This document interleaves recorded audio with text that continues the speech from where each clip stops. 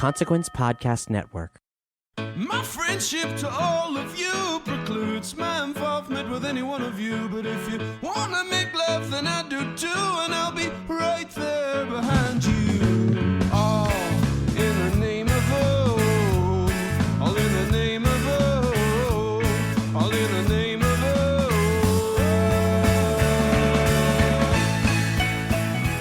Greetings, constant listeners, and welcome yet again to The Losers Club, a Stephen King podcast from Consequence of Sound.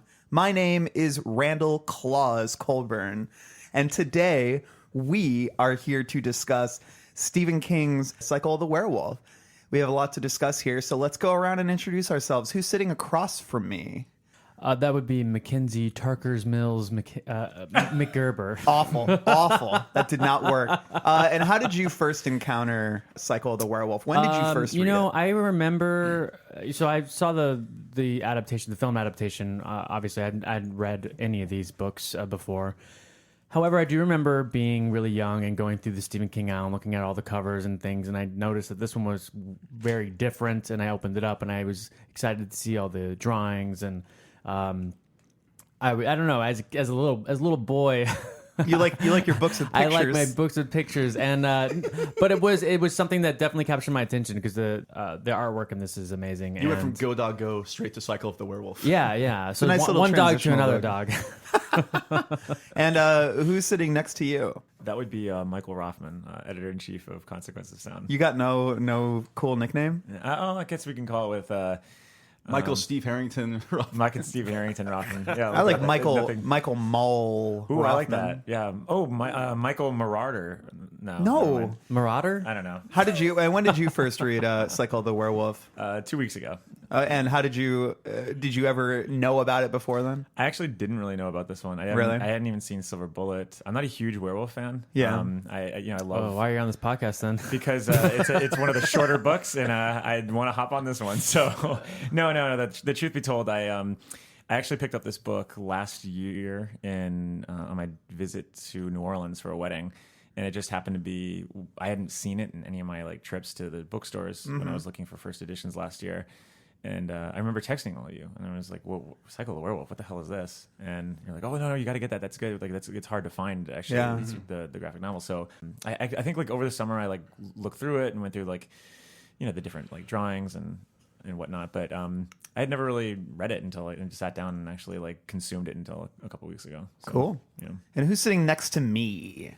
Justin Full Moon Gerber. That's a good one. Well, I actually it's after Full Moon, the film company that has the Puppet Master Oh, films. Charles Band. Charles Band. yeah. Love those films. Puppet Master. Randall, the first time I read Cycle of the Werewolf I was probably in my early 20s. It's actually the same edition I read this time around. It's the Signet special. It's the black cover with the werewolf at the bottom and the weird, what I'm assuming is the misspelling of Bernie Wrightson with no E. Have you noticed that? Everything else has got an E except for this. I don't know what the story is there. I did some research, couldn't find anything. Is there another version of this book? There is. It's I think the animation's at the top and it's a different color. Oh, There's I also didn't know a that. Silver Bullet edition that's tied to the movie. And then with the screenplay in it and stills from the film. Although I've not seen that version anywhere. The Signet version is what I also have. Yeah.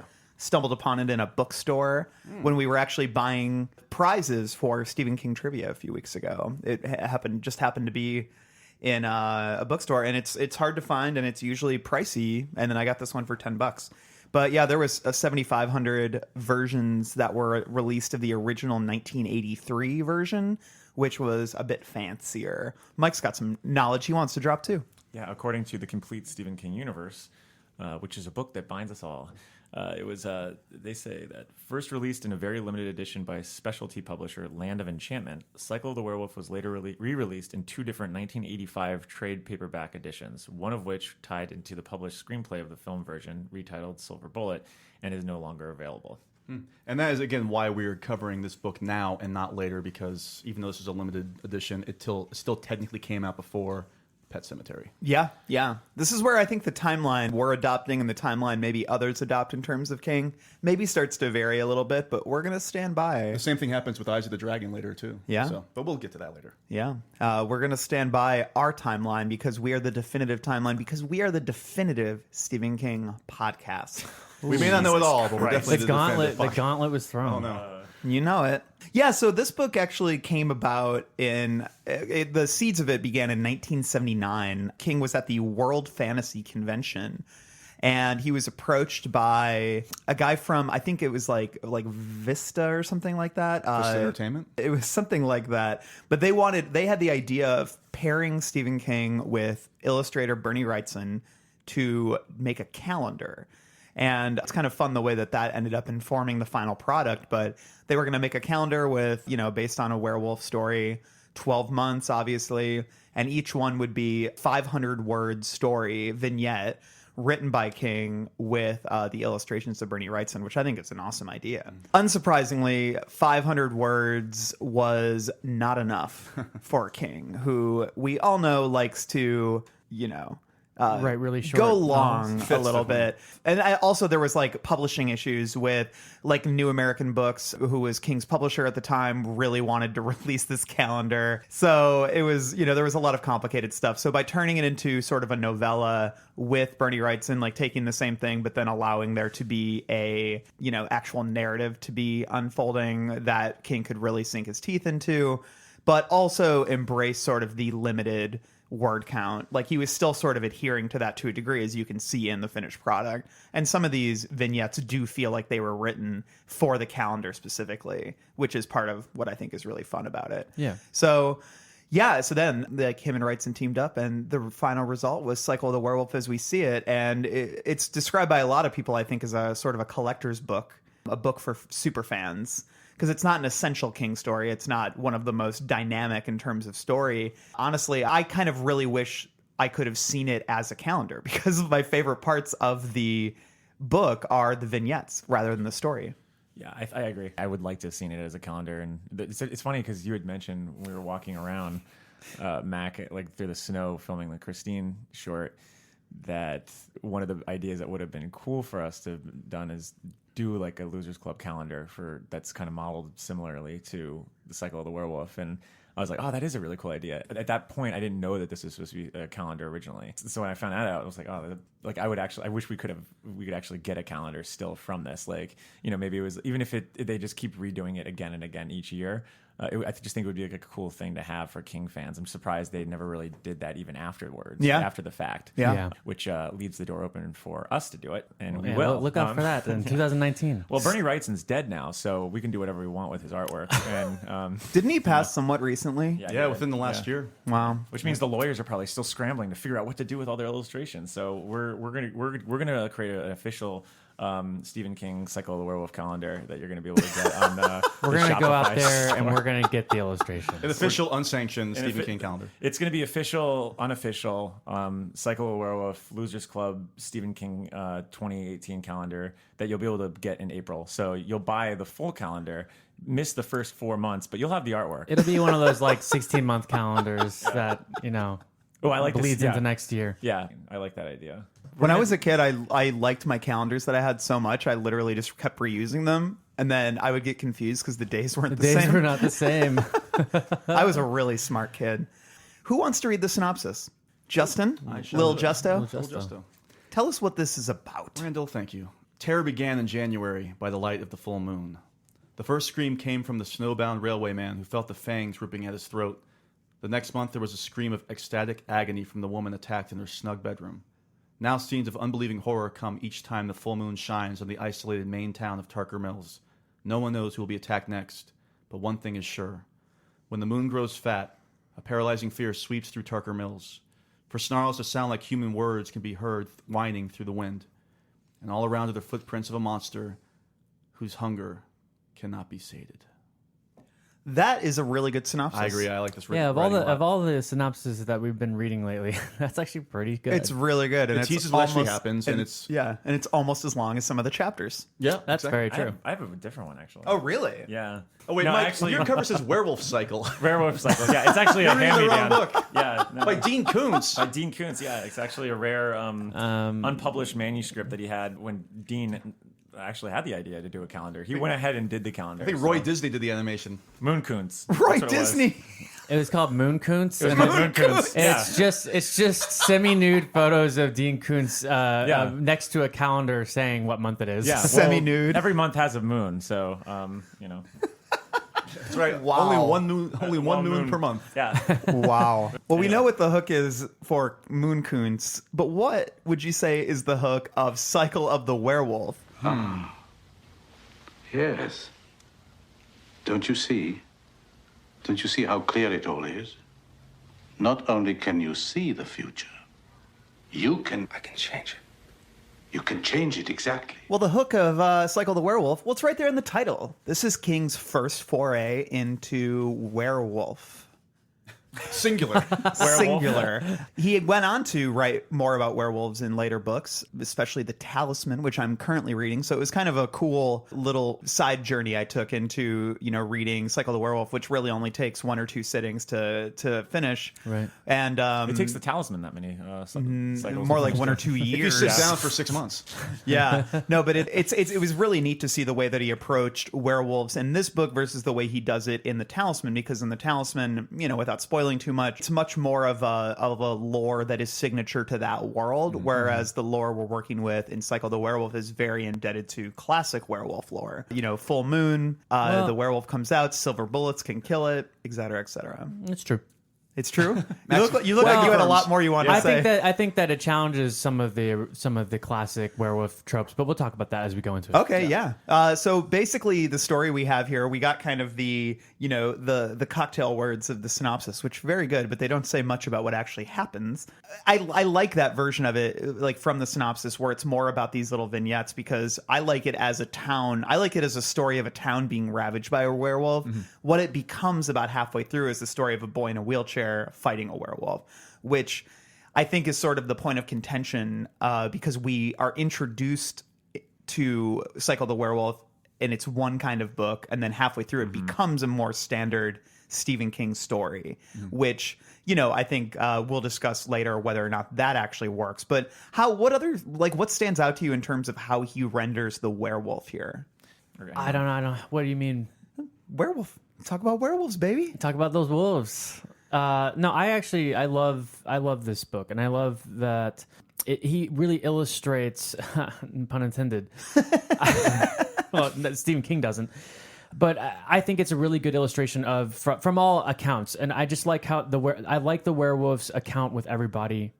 I like how everybody sees it, and they see it through the different lens in which they are in the town. Yeah, which is really cool, because sometimes it's just werewolf attacked so and so. But I like how everyone almost, or especially the woman who gets attacked in February, how she almost blatantly sees it and still convinces herself that it's not, because she's so wrapped up in her own world and her own desperation. She has like a narrative and in her head, and like she finds a way for this giant werewolf to fit into that narrative, which is really interesting. And it's like, here's this thing that doesn't belong in this town. It doesn't belong in reality. Yeah. And even when you're faced with it, you're still trying to grapple with and fit it into the real world. And I think in terms of werewolves being kind of like a convention used to be like, oh, here's the darkness inside of each person. Yeah. I think they do a really good job of illustrating that in this book. Yeah. Again.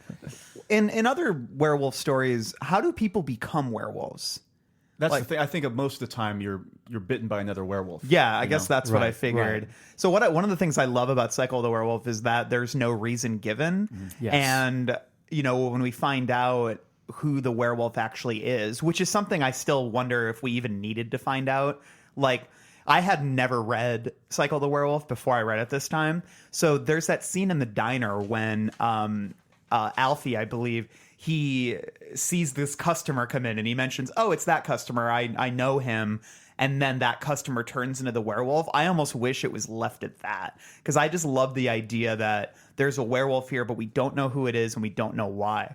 We find out who it is, but the why still remains ambiguous, which I think is one of the strongest parts of this story. Like right in the first chapter, it says on page 14, something inhuman has come to Tarker's Mills, as unseen as the full moon riding the night sky high above. It is the werewolf, and there is no more reason for its coming now than there would be for the arrival of cancer, or a psychotic with murder on his mind, or a killer tornado.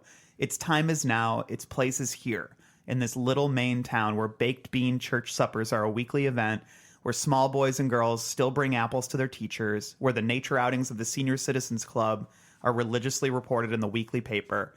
Next week, there will be news of a darker variety. I have that exact passage written down, too. I love that passage. It's a great passage, and I just love that it really sets up right from the get-go that this isn't a story about how the creation of a werewolf. It's about the havoc that a werewolf is going to wreak. Yeah. And so when we do find out later who the werewolf is, he actually muses on how he became this. Like, what was it that afflicted me with this? Mm-hmm. And I love that, because his only thing that he can come up with is that he picked some flowers, I believe, at a funeral. Yeah. And they turned black in his hands. And that is his only way of... He kind of throws out there that maybe that's when it started. You know? Yeah, he says that but it feels like... I love that it's hard to like draw the line between that and becoming a werewolf, but at the same time, like, I love that we're watching somebody try to make sense of it. Yeah. And that's the only thing they can draw upon. But at the same time, that is really weird. Like, but that's flowers also turning why black in your hand. That's also why I think that I was with you at the beginning where you're like, I don't know if I need to know who the werewolf is, but because I love that section so much, I hesitate on going too far into it, because I know we have a fun construct of how we're going to attack this book.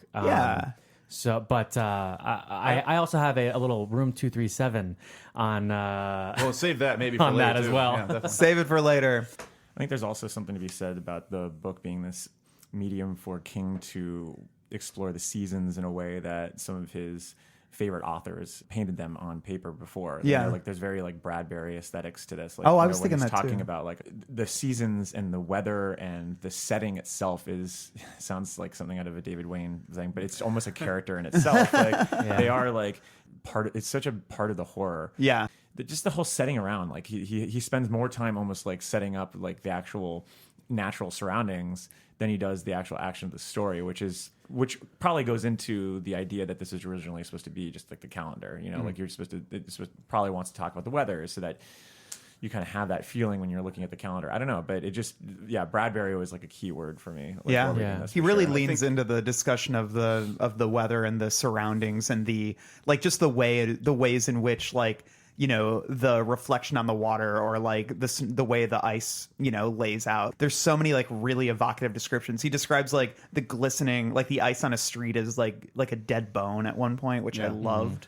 Yeah. Yeah, I think that as cliche as it is, Tarker's Mills is a character in the book. Yeah. And I also think it's one of those towns that he creates that we never go back to. Mm-hmm. And it's one of the only like other towns, because I feel like so much happens in Castle Rock, or, you know, even Derry. I mean, not a lot happens in Derry after it, but Well, that's what you think. Oh, really? We'll save it for future book. Very episodes. interesting. Well, I think I know what you're talking about, and I can't wait to get there. Tarker's Mills, though, is one of those towns that's is extremely fleshed out. Yeah. By just by the calendar year, and then and going through the seasons and going, so we get to see it in all of its forms and shapes.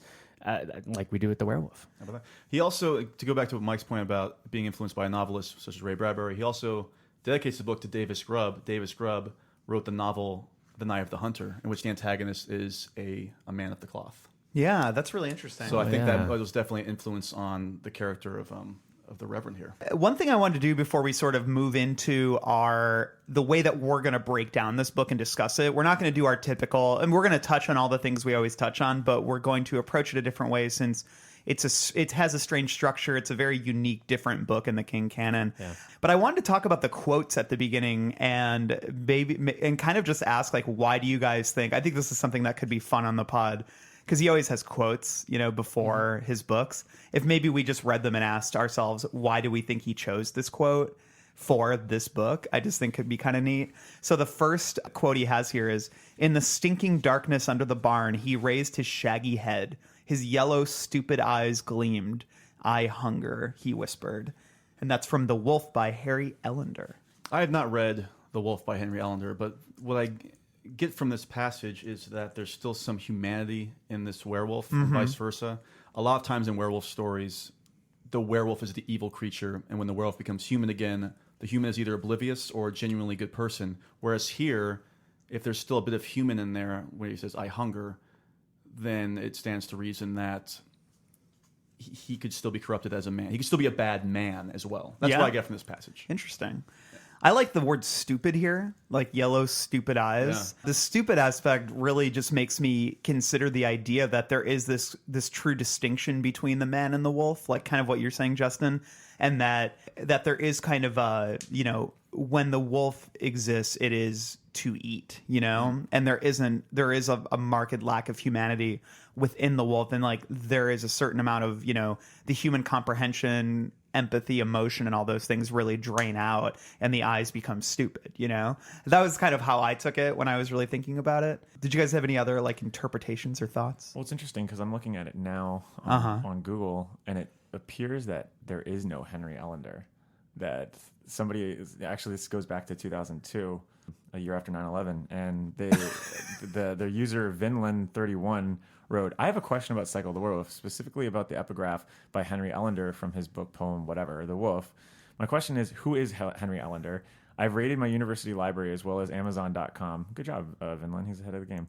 And I can't find anything published or pertaining to Mr. Ellender. Is he some sort of fictional character created by King? Can anybody help with this?"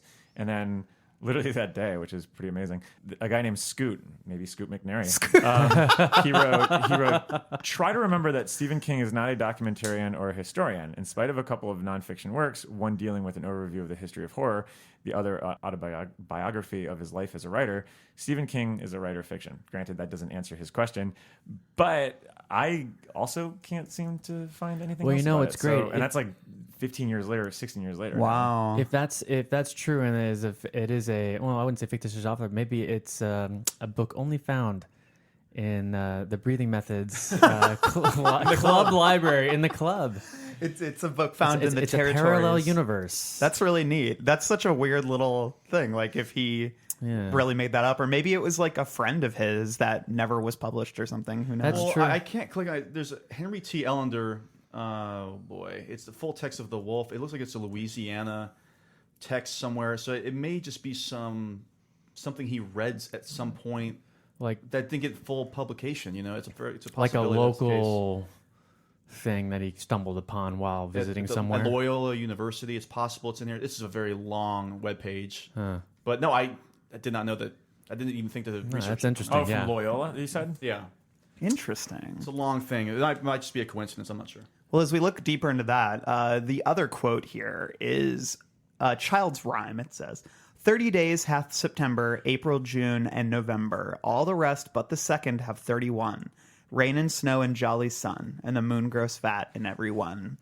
I like this one because I think it just sort of it introduces the 12-month concept, because the way that this book is structured is 12 chapters, 12 months. And obviously the moon. And the moon is the lunar cycles are sort of what combine everything, the full moons. And King actually owns up in the little note at the very end. Do you want to talk about that? He's like, tee, just so you know, I might have changed some things because the full moon doesn't always occur on these holidays, etc.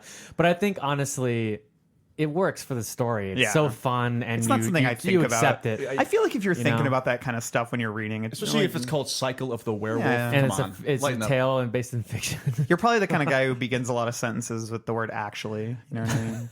It's just like Oh, my favorite. Well, actually, like, why are you doing that? Like, just enjoy it. But yeah, I kind of like this little rhyme. I just feel like it sort of, introduces the concept, but also, the idea that the full moon is sort of what connects all of these chapters. And I mean, it also strikes me though as something that maybe was more like, that was probably a quote that he had in mind when he was working on the calendar. I think the calendar, there was probably the sense that each vignette would be about a different person, and maybe people would pop up only occasionally in different little narratives. Like the idea that Marty and, the Reverend and everything becoming more major characters is probably a later development, is the vibe that I get. Like once it had been moved into a book and everything. Yeah. So Yeah, I do wonder. I wish there was some sort of like manuscript or notes that we could read that could tell how this evolved, because I did find it weird that all of a sudden it does pivot into an actual structured narrative. Yep. Then I also started to kind of picture what it would look like if you just had it straight text. Yeah. I mean, because it's still too small for even a thin novella, and it's still too small. I guess it would just be fine as a short story, because I mean, I feel like this has got to be as long as like sometimes they come back if you put all the text together. Because you think about it, I mean, I think a third of this is animation. It is. There's the 2-page sprawl for every month that starts it off the black and white, and then there's the page text, and then You there's get the the blank other page page, that yeah. separates it. So it's so strange. I think it is technically though identified as a novel. Well, which it's is It's funny crazy because to me. when you start watching Silver Bullets, it's based on the novelette. There, a new name, novelette. There So you go. I mean, I like- maybe I like- he's coining something there. Well, it's kind of reminds me of Piglet, which is my favorite You've Pooh always character. talked about that. How character much you like from Piglet. Winnie the Pooh? Love Winnie the Pooh, but it says on Wikipedia, which is where America and literally everywhere across the world gets their information from, it says short horror novel. Interesting. So, I personally see it as just a short story. It really Yeah. is. And honestly, I feel like if you put all the text together, and there has to be something out online where you just can get all the text on there without all the images, which is... That sounds like that's like watching Pleasantville with your eyes closed. But Like, why would you even want to doesn't make any experience it sense. that way? Right? You just tear out the pages if you want to. But page count wise, you think it's I feel like it's like a long short story, and I don't think I feel like if you had read it with just the text, maybe it wouldn't be so jarring when they introduce Marty. Yeah. But because it does feel like it's just kind of like world building, and then all of a sudden you're like, oh, and then here's this kid. But in the current format, it does feel a little weird all of a sudden to have this structured narrative there. I think I didn't mind as much because I was thinking about something like It, where the first 30 or 40 pages focuses on Webby, right, in the 80s, and you never see him again. You never really follow up with that character. There was a Guardian piece. They did a whole rereading Stephen King series a couple years ago. And I disagreed with this take, but I think it actually is kind of interesting. They said, he's talking about when he was young and how he saved up money to buy Cycle of the Werewolf. He said, I wanted to buy Cycle of the Werewolf, but it was just so expensive. So I saved. I bought it over misery. That's not a choice I'm necessarily proud of now. Now I realize it's almost the very definition of a book that would have been better off staying in the library. Not because it's bad or anything, but because it's just so slight. And I was like... I actually disagree completely, because I feel like out of all the Stephen King books you would own, it would be this one because of the illustrations. Like, this is a book that it's not like It, where you own it, but you read it maybe once every, if you're a big fan, like 5 to 7 years. I love this book because I was happy to buy it because the illustrations are something I just want to open up and flip through and look at sometimes, I mean, it's such a two-hander. I mean, the Bernie Wrightson animation is 50% of the enjoyment of this book, if not more. Yeah. And so I can't imagine... I don't know. I just disagree with that take. And I actually did like that reread that The Guardian did. Yeah? They stopped. They stopped about a year ago. They have not followed through. Oh, that's a bummer. But they did a lot of really good dissection, so you should seek that out. Well, Randall is a writer for The Guardian now, so maybe you could pick up where they left off. I would happily do that if they would let me. But... I do feel that that's such an adult point of view, because when he says it should be left in the library, Yeah. I could see where that imagery comes from, because this is the type of book that I would find in the library to get me into Stephen King. Because I'd see this, and at the time I was more into baby books, so I would actually see this and be like, ooh, pictures, like what Mac was joking about before, and like I think it's actually a great. I think this is actually great for kids. Right. Like, It's a good gateway King book. Absolutely. Yeah. And I feel like it would have really matched on the bookshelf with like Scary Stories to Tell in the Dark and Al at Home by Arnold Lobel, and a bunch of other great, just smart narratives like matched with unbelievable art. But at the same time, I think like as a King enthusiast and a King fan, you do want to keep Yeah. it. But I think for the general reader, I don't know if it makes any sense to kind of have on the shelf, though. Sure, Like, yeah. Well, and like I think growing up and knowing about King, if you're into horror and you want to read these things, but maybe your parents won't let you, or they won't let you watch the films, being able to pick this book up and look at it and see, oh, this is what Stephen King writes about. This is the kind of scene that he, being able to see those pictures, it did get me interested in reading Stephen King and really I wanted to see all these horror films at that point, knowing that like this is what everybody's talking about. This is what is indicative of a Stephen King novel, or at least a horror novel. And Some of them are extremely gruesome. yeah, oh yeah, Like I could imagine this is the book that people would fight over in the library. When Yeah. I was, when I went to Definitely. school, for sure. That and the shark books. Oh, totally. I always checked out shark books. I was really into that. Like the Jaws the Revenge adaptation, or No, like just books that had pictures of sharks and shark attack stories in there. I always remember I like one of the first ones I ever got was like talking about a guy who got like his arm bit off and it was like hanging on by like little bits of bone and skin God. or something. It was so gruesome. I was probably like in third or fourth grade, and I thought it was like the coolest thing I'd ever one of read. my favorite shark books was the adaptation of the TV series starring James Wood, Shark. Remember that Shark. show? Oh Was there an my exclamation God. point at the end? I think so. I think Poppy Montgomery was on that show too. So, Hey. Justin, why don't you walk us through the way that we're going to approach this book in terms of the month-by-month structure? Thanks, Randall. Again, this is such a strange book in that we've discussed this. It's not a novella. It's not a short story. It's not a novel. What the hell is it? So let's just totally change up the structure of the episode. Why not? Why the hell not? So what we're going to do is we're going to go around and we're each going to list off from least to favorite. So our least favorite month. So Mac would go first, name his least favorite month, then Mike, then Randall, and me. And by the time we get to a month being mentioned 4 times, we will finally discuss the month. As we go along, we'll all figure it out. Trust me. Yeah. So this is not necessarily, it's not obviously a definitive ranking. This is just a point of when will we discuss the month. Because, the averages, we've done lists before. We'll do lists again. But let's just shake it up. And this is a fun way of breaking down a personal opinion of Definitely. each month. So, Matt, And I if think you want that. to, go ahead. I was just going to say, I think that this is where the spoilers will start flowing. So, Of course.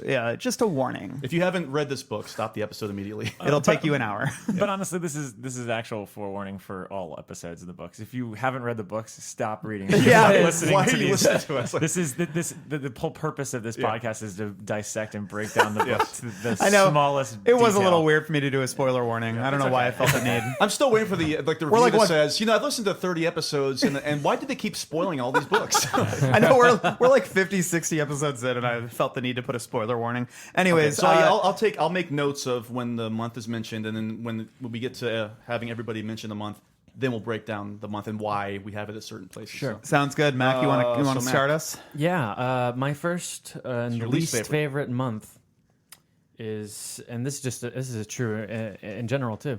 No, it's August. The month All right. of August. The month of August. So Mac has got the month of August.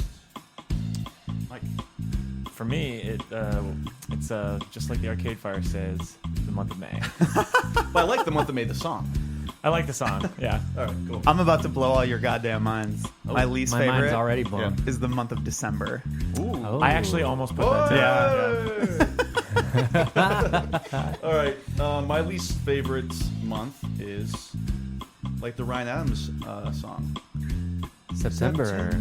Interesting. We're all different. Yeah, so this is what I'm talking. This is a little interesting. So Dan, we miss you. we're- September is a big. we're one cycle down. Let's go to our second least favorite, Mac. I have to chime in here with another Ryan Adams song. September. Very good. So we got 2 for September. Ooh, it's getting Which it's is getting great because interesting. there's another song on that album about werewolves that we're not. You're right. And it's called Silver It's called Bullet. Silver Bullet. All right, Oh, so- we've got to play that. Oh, definitely. All right, Mike, what do you got? Your second least favorite month in Cycle of the Werewolf. This is actually my least favorite month in the whole year, and it happens to be my birthday month, August. So August. August is nice. August Die She Must from the song April Come She Will. Oh. So we got 2 for September and 2 for August. I'm gonna go next and say September. Oh. Great Ryan Adams song, by the way. I do love that song. Rockin' Randall Colburn, September. No, I'm so we've got this three. time. This episode, I'm Randall Claus Colburn. Ooh, that's right. Sorry, This cat's got Yikes. claws. Okay, so my second least favorite is November. Oh wow. That's the first one for November. So That's we've an been through interesting two cycle. cycles. That is we that are is almost interesting to me. about the we're getting close to September discussion. But so let's go to the third round. Mac, what is your third least favorite? My third least favorite is October. October. Wow. Happy Halloween, Halloween. Mackenzie. Trick or treat. Trick or treat. Trick from Mac. Oh boy. For me, that would be my favorite Big Star song, September Girls. Okay, it's time to talk about the month of September and Cycle of the Werewolf. So this is pretty low for all four of us, actually. So I think we're going to pretty much agree on why it would be our least favorite. Who wants to talk about it first and why it's low on our respective lists? I'm just not a big fan of pig farmers when it boils down to it. And no, it's just kind of what happens is it's introduced after a lot of the meat of the story has started to develop. And at that point, I'm just more interested in Marty and everybody, you know, and the werewolf and who he is. And so when we get to this point, it's just kind of like, we're going back to just like a random story that really doesn't tie into anything, or we don't come back to it. It didn't serve its purpose for me. But see, that goes into the problem with that Randall had brought up before, and that when it starts pivoting in a narrative, Yep. is that now they can't go back to those more like, Right. you know, it's kind of random Standalone, portraits and standalones because now they have to be beholden to the narrative, so that now he has to do some sort of heavy lifting to get the narrative going. And you know, he does a good job at kind of having that kind of spooky sort of what is going on sort of discussion, and I respect it for that. But I agree, like this is a superfluous, you know, chapter in the realm of like the actual horror of things going on. Because I mean, yeah, like the idea of hearing the pigs like dying and whatnot is kind of creepy in a sense, and I like the idea that something really awful is happening outside this person's house. But it's just not enough. For me, it's sorry, Randall. It's for me. It's I think there's 2 or 3 what I call transitional months, like you said, where we're just trying to get to the next month now. I think a character that's introduced here does show up later on, but at the same time, we've had such powerful images from the earlier in the year. We've started, as for me, an interesting narrative with this kid in the wheelchair, and I don't know, it just takes a little bit of a turn, and we're almost at the end of the book too. And for this to pop up near the end of the book is a bit of a letdown. And just to clarify, like this is about some pig farmers, Pucky Robertson, like Elmer Zinnemann. Basically, at this point in the narrative, the wolf is trying not to kill people. So there's been less human deaths and more animals have been getting killed. But these guys, obviously, you know, they still want to kill this werewolf. And this is sort of the chapter, I guess, in terms of narrative. It's about these guys banding together to be like, we're going to go hunt and kill this werewolf. Exactly. Which doesn't really pay off either. Right. In terms of narrative, it does so more in the movie. Right. But because this is like an important thing in the movie, but it happens a lot earlier, which is when it should happen. But yeah, you make a good point, Mike, in just the sense that this is a chapter that is setting up more narrative instead of serving as a vignette. Because even the Marty chapters, like Marty's first chapter is a vignette unto itself. We'll get there. I'm just saying like it's a vignette unto itself, even though that character comes back. In this case, it's really not. And also, I think sort of the early joys of reading this book is every chapter we're about to watch somebody get mauled to death by a werewolf. Yeah. That's why we're reading it. Yeah. That doesn't happen here. Instead, we just get some dead pigs. It's like the Silence of the Pigs. And I will say too, in terms of like this not being one of my favorites, I think it's one of the weaker illustrations too. Yeah. Oh yeah. It actually doesn't really look of a piece with the rest of the book, and maybe agree. that's because the wolf isn't in the photo. But Also, on a totally different note, it reminds me of Carrie. yeah, absolutely. Yeah. And the image that we have here is like, you know, some old farmers, you know, one of them in a raincoat, and they're looking on their dead pigs. And yeah, the dead pigs look pretty cool, and one of their heads is mounted on a fence post. But the way the men are drawn here looks a little bit different from the rest of the illustrations, and it just doesn't really stand If you out. look as much closely, to me. though, at Bernie- the Bernie- credit, it does say Journey Wrightson, not Bernie Wrightson. So. That was his evil twin brother, Journey. Journey. This is basically the King of the Hill chapter. You know, like the guys like having beers. Yep. There we go. And like, I mean, the dialogue is actually pretty good.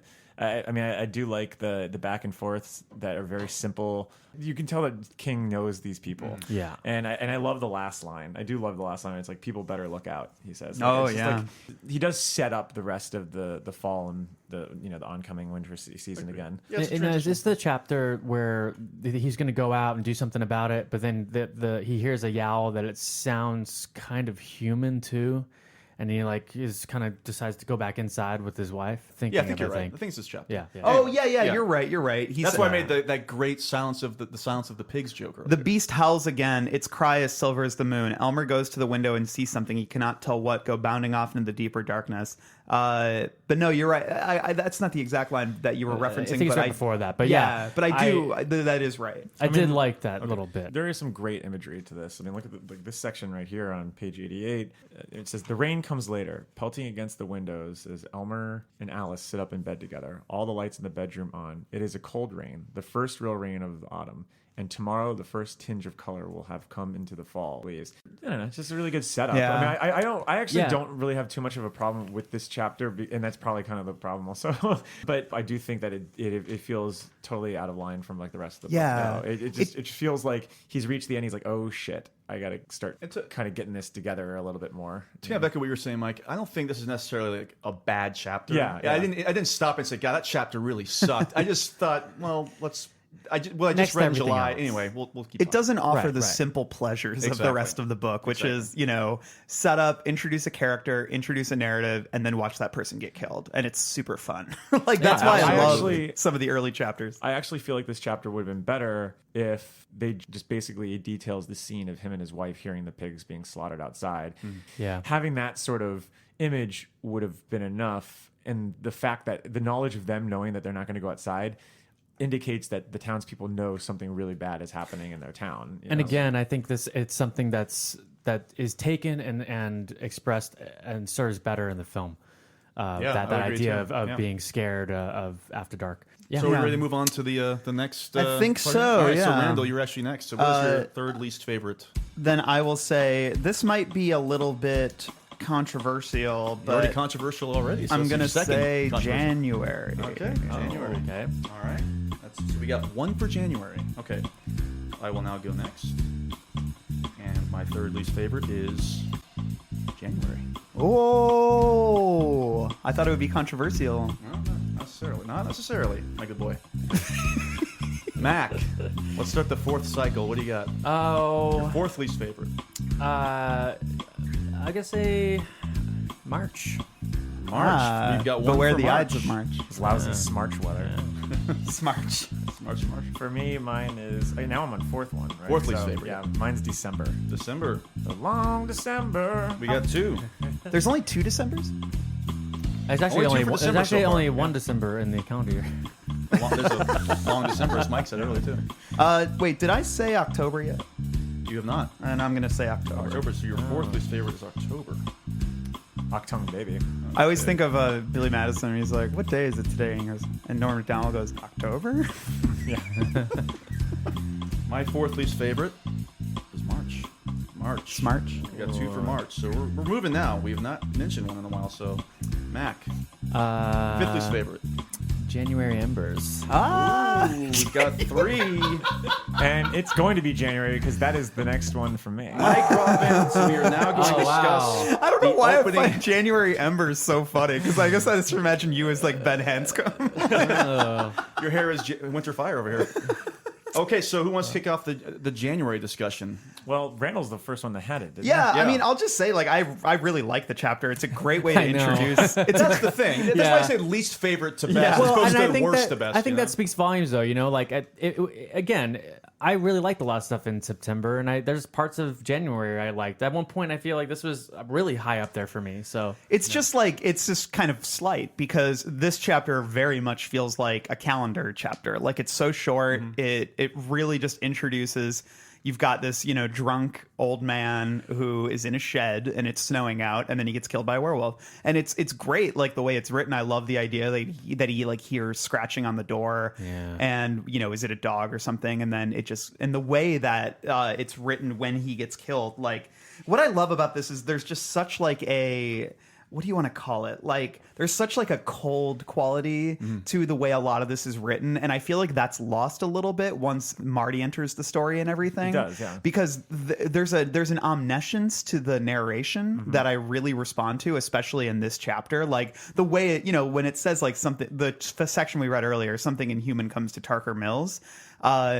I love that because that's like Stephen King talking. Like it's God talking. It's not because usually his narration is written from within the mind of the character that he's working with. Yeah, I've got that writing I think you're talking about too. Oh. if I may. Oh, well, I read it earlier. The part I'm talking about. Oh, and maybe it is. Oh no, that is the part you're talking Yeah, about. Yes. but just like the but I do love the way, like the coldness with which he dies. Like it springs with a snarl, and Arnie Westrom swings the pick once. And that's all we get. The screams begin, a little bit later. I also like how it sets the tone for like his more whimsical narration. I mean, Yeah. I love how he says, outside the wind rises to a shrill scream. Westrom raises his head uneasily and then looks back down at his game again. It is only the wind after all. But the wind doesn't scratch at doors and whine to be let in. Yeah. And it's just like these little fun things that you could just tell he's having a blast writing about this, and it's all throughout this book. And that's literally in the second graph. So he sets the tone really well here. I actually think that there's a lot of cool table setting to this chapter. And it also just introduces the way he's writing. Like what I love is how efficient it is. Yeah, like it you really just said, is. the second graph, like it's already kicking off, and that's something I'm so not used to with King. Usually he does a lot of laborious setup. And it might be one of the fastest King's Dominion that we get in a story, because GS and WM Railroad is the same railroad that cuts through like Castle Rock. Did not know that. I So did not pick know up on that. that. Yeah. Interesting. So Very interesting.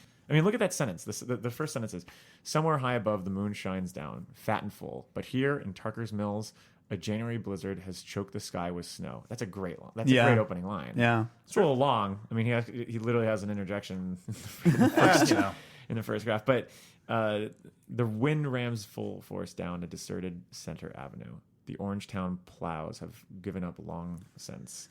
So this isolation starts out the story with isolation. That's kind of a hard place to start.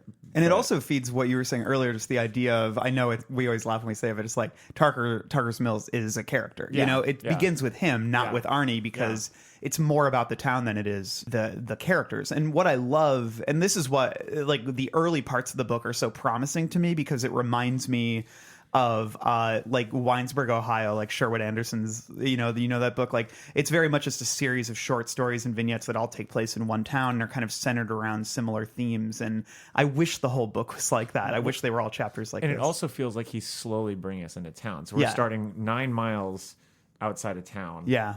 With that little tool and signal shack, and then the next one we kind of get a little bit, we get into town also. But It's also a really good mislead because it's, just the idea of something inhuman has come to Tarker's Mills. So you're already thinking Is it's it not Tarker Mills or Tarker's Mill? it's Tarker's Tarker's Mills. It's Tarker's Mills. Yeah. Let me see this. On the back of And, the book, it says Tarker Mills. That's Yeah, right. See, that's they- another. they- that's they- what threw me off. Tarker Mills is on the back of and our then it's book here. Tarkin's Mill. But Mills. in the book, they constantly say Tarker's Mills, and as well in the film. So this Tarker's Mills. Yeah. Okay, you're right. No, it's got to be And- Yerbal. But I do like how. It's gotta be literally what? no, on. it's a stupid Tommy Boy reference. Oh. So I do like how it's already making you think this is something that's come here from out of town. So you're not thinking it's necessarily anyone in the town. You know what I mean? Yeah. Interesting.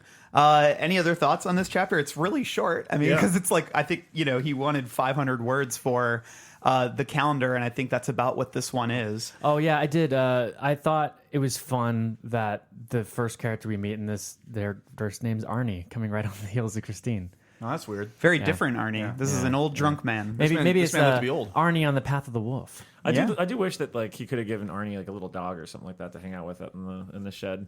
And then No, because then like the dog would have gotten killed. No, the dog like gets away with like some blood on it. And goes into town, and that's like the little that's Or the- when he hears the what's going on dog here? scratching at the door, he thinks it's that dog. or maybe the whole book is the dog wandering around Tarker's Mills with like bloodstained dog like trying to get home. But they do So it's that. like Cat's Eye? They And do it's like that. Cat's Eye. No, they do that in Cooge too. Oh, that is Cooch too. Love Cooch too. I love that. That's More wandering, more rabbin. more Raven. Oh, All right, wait. On the topic of Cujo, who wins, Cujo or the werewolf? Werewolf. Oh, werewolf, hands so? down. Hands Absolutely. down. That thing's ripping someone's face apart in one of the drawings. He just swipes somebody's head. He just swipe off Cujo's head. Do the vets a favor. Yeah, but Cujo has like the soul of that guy from the Dead Zone.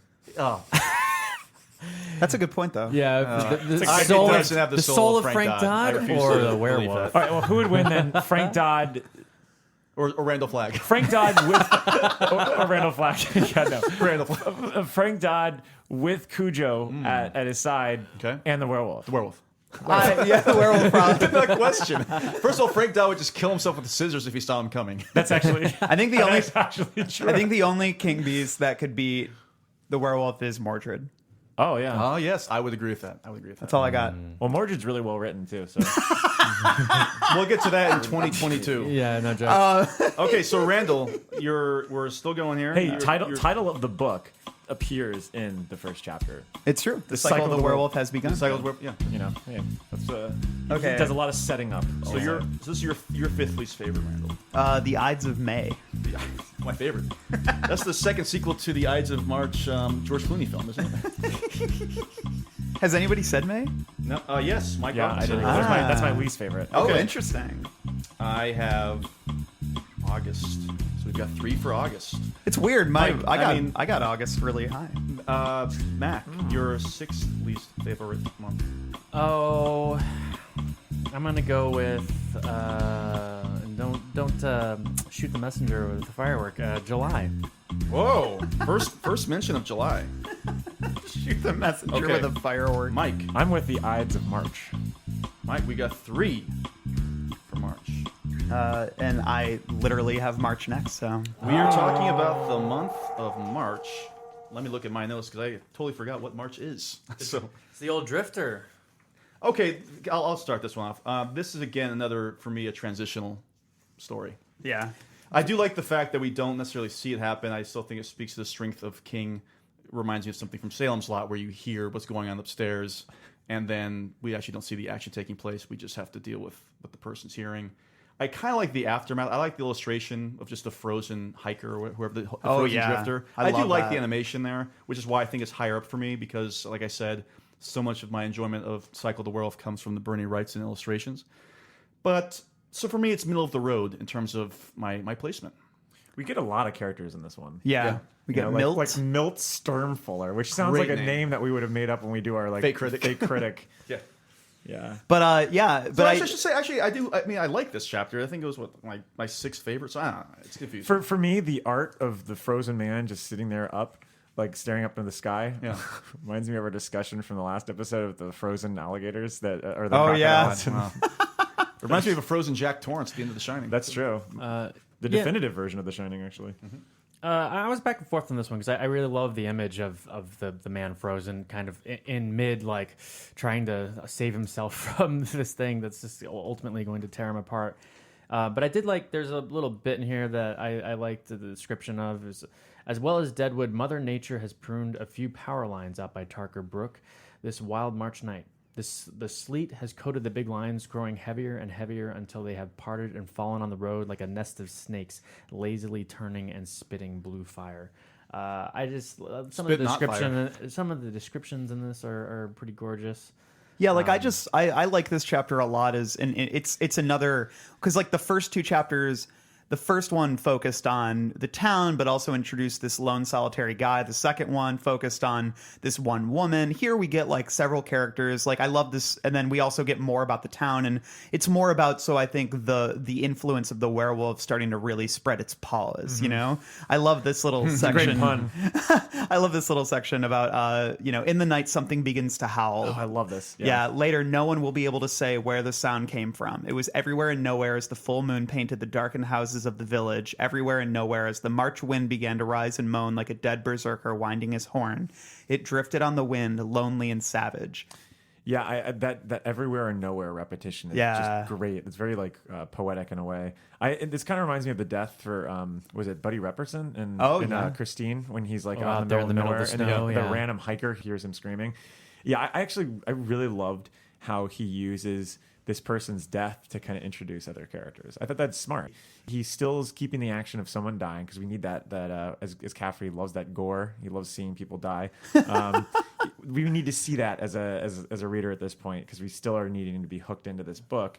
And he's able to kind of just get all very like our town on us and just like fucking give us like a half dozen characters. Yeah, like we get this cheating guy, then we hear it, like, you know, in just that paragraph after, it's like Donna Lee hears it as her unpleasant husband sleeps the sleep of the just beside her. Constable Neary hears it. Ollie Parker hears it. Like one of them is a boy in a wheelchair. Because know? I like the boy in the wheelchair tease. Well, at this point, we haven't really been in the town because, you know, we haven't talked about February yet, but February is a very isolated incident also. Yeah. And, you know, and then that's at a house too. So this is kind of like the first time we're really actually getting into Tarker's Mills. Yeah. So I don't know. I actually really like this chapter, which is probably why I have it like halfway through my rankings. I think it's an effective transitional chapter in a way that September wasn't. You know? Yeah. All right, I feel bad so- for that drifter. I mean, God, could you imagine being a drifter and just wandering around and being like, you know, it's probably really a- cold out here and my life is Look, he's living really off, hard. He's living off the government. You know, I don't feel too bad for this guy. I'm paying his money. It looks like he's only wearing like a flannel T-shirt out there,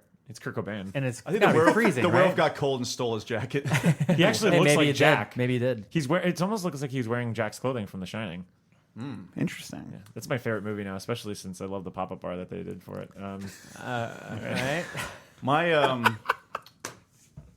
this would be number 7, my 7th favorite. How about that at this point? My 7th. Is that favorite. Lucky 7? Lucky number 11. Ooh, that's my favorite Josh Hartnett film. My favorite Bruce Willis film. Oh God. Number 7, I got Over Die Hard 2. Trick or Treat, October. Coming at number 7. So we're How now we're many- entering the top half. For How many Alava, we got so for? That's 3 for October. So Mac, what is your 6th favorite? My 6th favorite is the month of December. That's 3 down for December. Interesting. So New Year's is only halfway on my list there. all right, Mike. Ding dong, I want some candy. Hey. I'm looking at October. Let's talk about October. All right, now here's the problem with this. I think the way that King paints this chapter is gorgeous. There are a lot of sections I'm going to read in a section. There are a lot of sections I'm going to read in a second. But I think he kind of fumbled this month a little bit. I think that there's a lot of promise to October. Yeah. And with Halloween and it being one of the spookier months of the year. And it just kind of, it's the big reveal in a sense. So he does save the reveal for this. But for some reason, it just, I felt that there should have been some awesome Halloween death here. Well, Or you know what, something, Mike? You know what, Mike? Like, I'm with you, Mike. You'll get your wish when you watch the film. No, you already watched the film, but they changed the months up for the movie. I, do. We'll talk about that I later. actually really like this month. I just love, well, again, the illustration of just seeing the back of Yoda's head. Yeah. The way that the character, the Reverend's face is painted in here reminds me of the paintings that are in the Haunted Mansion ride at Disney World, where they're also like smug and they almost look like dead corpses in a weird way. Well, I just love the slow reveal. And it says he knows who the werewolf is. At one point on Marty's tour, the beast himself, now safely between his moons of insanity, has dropped candy into his bag, unaware that Marty's face has gone deadly pale under his Don Post Yoda mask, or that beneath his gloves, his fingers are clutching his Yoda staff so tightly that the fingernails are white. The werewolf smiles at Marty and pats his rubber head. And then, of course, you see the eye patch. And this is, so basically this is a chapter we see Marty trick-or-treating, and this is when we learn, right, that the priest, the Reverend, is the werewolf?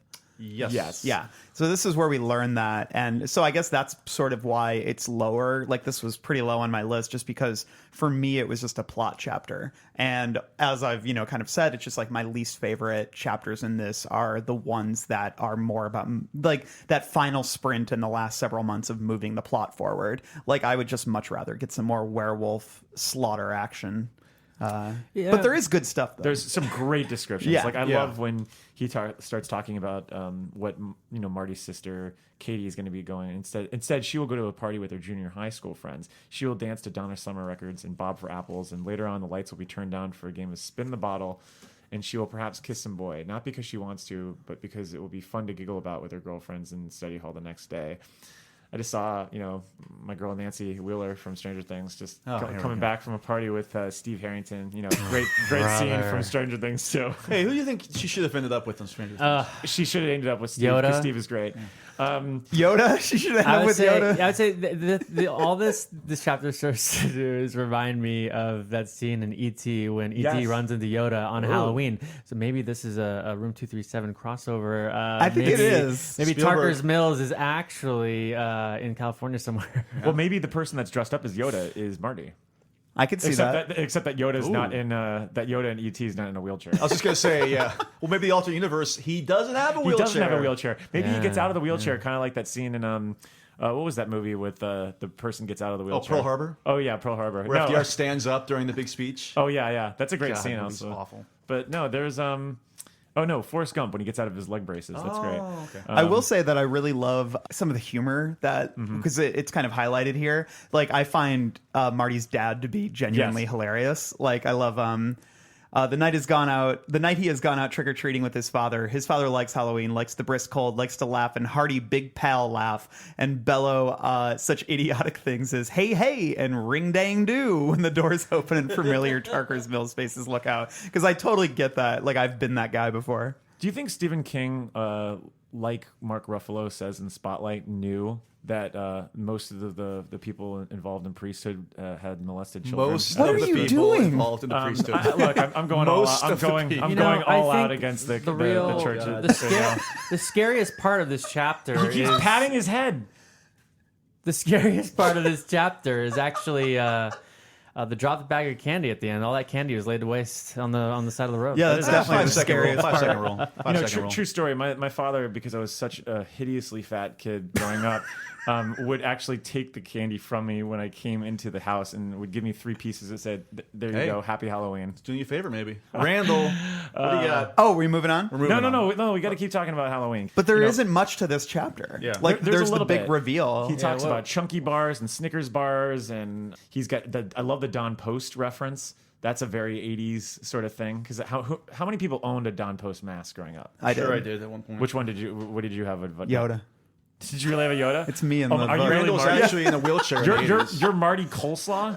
Coleslaw. That's all I kept thinking Randall about. Coleslaw. I kept thinking about how much I wanted pastrami and rye with coleslaw while reading this, which speaks to my my old selves. Yeah, I guess we have exhausted this. I guess that actually speaks to why this is a little bit lower for me. Is that It's this only is my 5 favorite- pages, it's though. my What is he supposed to favorite- do? I don't understand what he's supposed to do. Like, I don't know.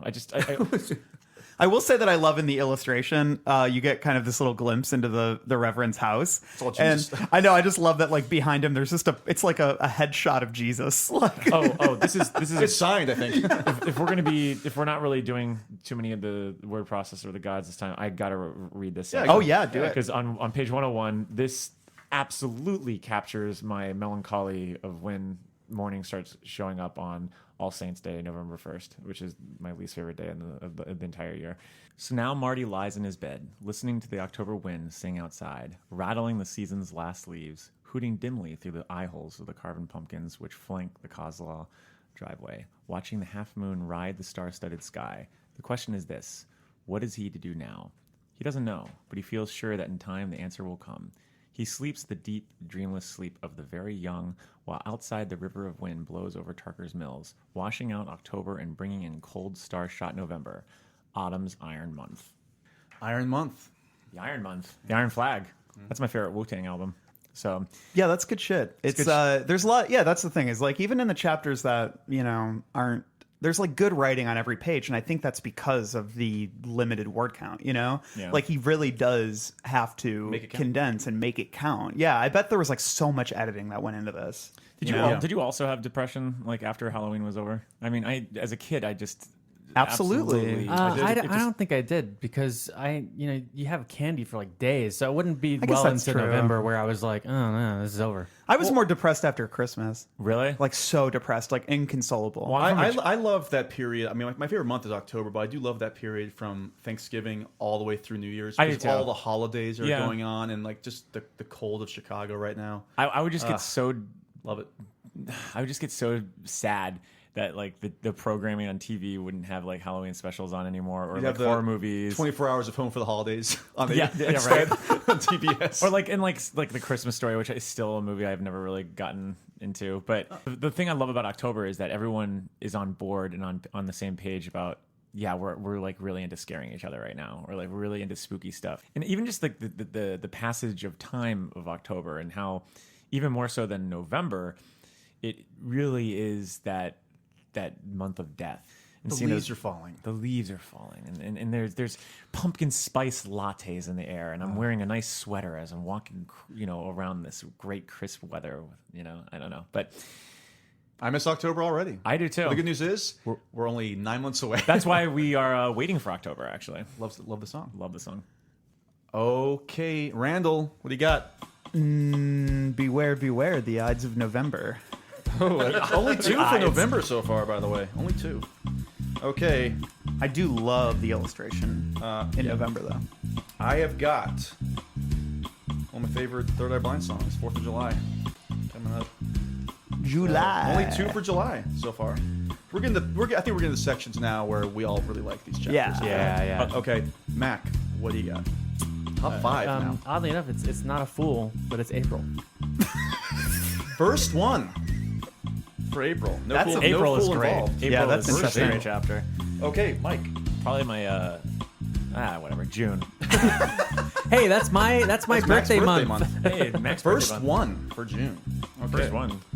All right, Randall, rockin'. Randall, Rabid Randall. Randall Claus. Rabbit Randall's Claus. pretty good for this Both one. get it right. I'm going to go with February. Oh, First that's one. a controversial one. February. For February. February. It's time to talk about that ending.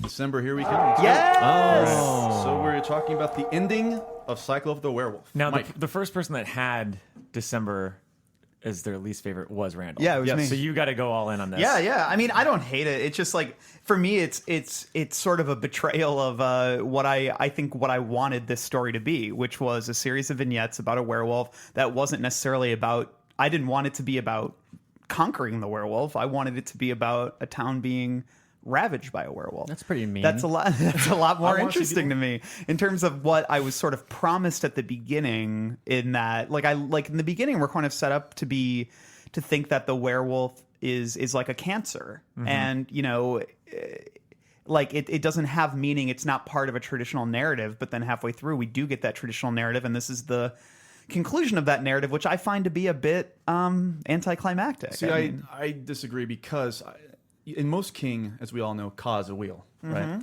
This keeps going. And there's just but a cycle. And so I feel like this is a very good summation of the cycle of the werewolf. It's over. You can't keep going, or else it wouldn't be called the cycle of the werewolf. that's a good point. And I also like this imagery here after he's turned back into the Reverend.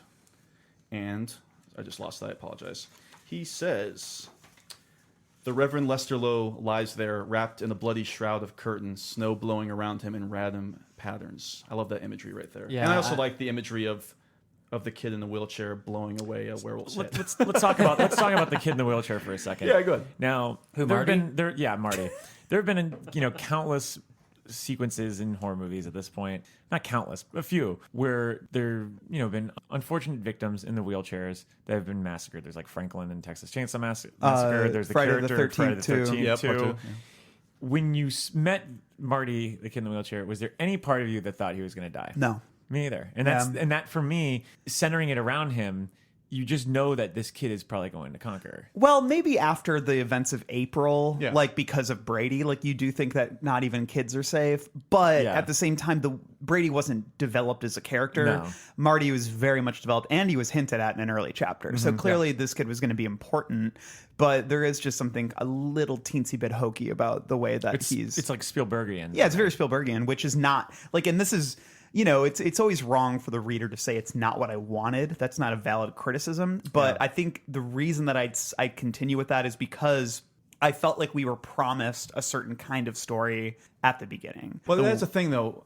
That was your interpretation of it. Exactly. So I'm just saying, like, this is my subjective opinion, is that I would have much rather had a story that was very much as like the way January, February, and March are laid out. No true narrative, but just no true literally a narrative. series of 12 different which is incidents. like we said earlier. I kind of wonder if that's what the calendar would have been. Well, And, think of it this way conceptually. The narrative really doesn't begin until what, July? That's the longest. That's arguably the longest chapter. Yeah. So far, so to speak. So that's pretty much middle of the the story of the year. You're like 30 pages into a book, yeah. Yeah. I mean, I guess you can make the argument that, like we were talking about before, it's all set up until you get to that point when he wants to actually start the narrative. Yeah. Or he's halfway through this project and they're like, hey, Stevie, maybe even Dino comes out of the shadows. We want a new movie, Stevie. Steven, We lost out on Christine. what are you working on there? I see there's some paintings from this Bernie Wrightson character. Now, what if we match these paintings with a film? And that film stars my good friend, Gary Busey. Steven, think about it. Dino sounds a lot like Roger Moore. Dino. Dino. But I just think that, like, conceptually, maybe this did pivot. Yeah. At halfway through, and like that's why it becomes because if you're in December and you are looking back to the beginning of the year, it is a far different experience than you have here. Having said that, I do think there is some sort of nice suspense here to enjoy and to appreciate, and I think there is a kind of rousing finale. Sure. And it's interesting that it all takes place on New Year's Eve. I- Yeah. I- So So it does. New It's Year's fitting. starts at the very, very end, yeah. You know, I feel like they kind of had to develop Marty, if only because if this is a cycle and we want to see the werewolf get got, to be totally random stories all the way through, and then to have New Year's be the last story and have Marty just introduce everything about him knowing about the werewolf and having a silver bullet and killing the werewolf. And I know maybe you guys didn't want the werewolf to be killed, maybe and that's fine, but I don't think it would have worked on its own. If you're first introduced to him, you're like, oh, he just happens to have a silver bullet. You know what I mean? Like, I wouldn't it want kind of that at makes all. more sense that they do what they do. I kind of wish the werewolf managed to get like someone here, Yeah. like Katie. Yeah. She's lame. You always get what you want, Marty, and just like all just, of a like, sudden, tears her head off right away. Yeah, exactly. Or maybe even like Marty's dad, who's just like ring-a-doo, and like all of a sudden he gets like sliced off or There's something. like Like, clawing at the door, ring-a-ding-ding, and then just or maybe like Marty's dad turns into the werewolf, just really throws us off. Like, wait, what? Like something that adds some sort of drama to this, but there isn't. It's just he shoots the werewolf, and there you go. Cycle's over. It's done. All right, let's cut the ham. Let's get some of those leftovers from Christmas. Speaking of leftovers, there's a little pound cake in this chapter. Oh, yeah, it's there nothing, is. nothing major, but it made me laugh when I was reading it. On page 122 of Signet, there's a bit about Al. And it just says, Al started to speak, then closed his mouth with a snap. He turned into a driveway, hearing the Mercedes front wheels crunch on the new snow. He reversed and started back. He fought in Vietnam and won a couple medals there. He had successfully avoided lengthy entanglements with several lusty young ladies. And now he felt caught and trapped by his 10-year-old nephew. But That's like such a random. I know, it's like very strange. Like, it's like, I'd I need can a little imagine pound like cake in here. Bernie looking over his shoulder, and then Stephen King looks up like, huh? Huh? And Like- Brad goes, all right. Wagging his eyebrows. I just love the phrase "several lusty young ladies." Like, it's just such a bizarre. I guess it's supposed to explain that Al's like alone. Yeah. You know, there isn't an aunt. No. That's around there. But I thought Uncle Al was great, and especially now that we know that it's Crazy Busey as him. But do you think that the Busey plays a story? different character in the movie, though. He does play a different character. Do you think the story would have changed for the worse, the better had they killed Uncle Al? I think it would have been sadder because I really like Uncle Al. Yeah. Yeah, I As a just think character. the narrative for it just didn't. I'm somebody who definitely likes darker endings 99% of the time, but this one I would not have been satisfied. Again, you know, it's up to us if we like what the writer's writing, but if Marty had his head like chopped off, or if Uncle Al died there, it just, I don't know, it wouldn't ring true to me personally. I just felt like this was the triumphant month and the triumphant moment for this kid who has had problems his whole life, who's not getting along with his, who's not close to his parents, he's only close to his uncle. And I like this moment that he gets to have of something that nobody else who has all their facilities was able to do throughout this entire town for the entire year, and it came down to a child in a wheelchair who saves the day. Well, I love that. it becomes the Monster Squad basically. And that's fine. This is before the Monster Squad too. It is before the Monster Squad, but it becomes that type of fun. I had mentioned Spielbergian before, but yeah, there's a very Spielbergian adventure that I don't think the first half of the book was. The first half of the book is like cold and merciless, and with the exception, I guess, with February is kind of funny and tongue in cheek a little bit. I guess aesthetically, it always kind of lines up when you really think about it on the long line of things. But even so, like when you get down to the specifics, it does feel like there's a sort of hopelessness to the earlier chapters that right when you meet Marty, you're like, oh, this guy's gonna solve it. He's gonna get it. He's gonna solve this. Like there is a hope that comes halfway through, and maybe that's King's intention to kind of give you that sort of hope throughout the year. You know, like there's the maybe sense, he got patriotic about it. Yeah, like, there's the sense too that this is aimed at at least younger audiences. There are some really brutal bits of violence in it, but in terms of pure readability, it's a very easy, straightforward read. Yeah. He's not trying to get too heady in it, and it does have he does give you that satisfying ending. I just think back to when it was a calendar. Who was he trying to market it to if it was going to be this dark? Like I don't know. Just Stephen King fans, I think. Yeah, I think it's like because I'm sure there was no just calendars of him like kind of palling around town with his friends. Or like I would buy that calendar. Actually, I would actually buy that. How many Stephen King kids calendar. are going to get this this violent calendar? him For, petting you know what I mean? Like Cujo, I don't even know or, if like, him they'd be at able the to get Christmas it. just like a candid photo of him like putting the groceries in the trunk, like like that. Caught in the act. Caught in the act. But better get those March groceries. I don't have a problem with this chapter per se. I do feel that there's just no stakes once July comes through at that point when you look back in hindsight. Other than August when you get to the constant. Well, I still think you have to find out who the werewolf is, and other people are still going to die in the meantime. Yeah, those pigs, but nobody else killed. does though, right? In the 6 Yeah. months, There's just for August though, and then whatever. I can't remember. November at the motel. Yeah, And then That guy dies too. Yeah. yeah. More people die. There's like 2 people that die. August, the guy dies. After he gets So to what? the firework So there's thing. only 4 people that die in the beginning. What, I wanted there's more only so many deaths. months. There's only so many months Mike of the wants more year. bloodshed. We're getting toward the end of the book. Like they need to go all out. Like at the end of Scarface, he kills millions of people. Like Scarface is very good. Stephen King's But Scarface. they go into why there aren't Kingface. deaths because he knows he's being found out. yeah, that's true. I mean, he's like trying to like morally wrestle with like why he's doing this. But I guess I thought he all could. I'll have to say to that, Mike, is those first 5 months are there. You want to reread them? We'll read them. I will. I'm going to go back. I'm going to go for another cycle. I think with November, Michael Rothman's recycle. Ooh, of the I would have werewolf. liked Cycle the werewolf. It doesn't really make sense in the way that the werewolves are created in this book, but I would have liked there to be a January at the end of the book where Marty werewolf. turns around and has the yellow eyes, like at the end of the Thriller video. The end of the Those Weird yellow Al Edict stupid video. eyes. well, here you mentioned John Landis's Thriller video, and John Landis, he is the king of the werewolf because An American Werewolf in London is as far as I'm concerned, is the quintessential werewolf story. Yeah. And the actual roots of American Werewolf go back to the late 60s. So, because you could argue that, that if King had this idea in the late 70s, then obviously he wasn't modeling off of American Werewolf in London at that point because he had already had these ideas in his head. The movie didn't come out until, what was it, 1982? Yeah, well, he's probably thinking also about just the old Universal movie, The Wolfman. Yeah, that's Yeah. true. That's true. Do you think... Or Curse of the Werewolf, that Hammer horror movie with That's with true. Oliver Yeah, Reed. oh my God, Oliver Reed. I would absolutely love that man. Oh, when I did the Up, I Absolutely mean, love like, that he was man. such an alcoholic. Oh no! I find Rest in Oliver peace. Reed to be the sexiest man in the world. But do you feel that Landis's film, directly influenced this book? I think between this and even The Howling, because I think Well, when did The Howling come out? 80, 81, 80, Okay. 81, just before American Werewolf in London. So the werewolf craze was kind of happening, I would assume, around this time. Now, if he had the idea to start, obviously, before those projects were underway, that's a different story altogether. What I read was it was posed in 1979, Yeah. but it didn't come out till 83. And Landis had the script idea that he was shopping around since the late 60s for American Werewolf in London. And what's also is interesting is that they have the Albert Finney movie that came out in 81, Wolfen. So there's a lot of what is it was. about the early 80s that was about the Well, the you could say werewolf? the like, same you know, thing about like vampire Yes. phenomena. How it, all of a sudden Zombies. with Buffy and all this stuff, it just started to come back, and there was this big vampire renaissance.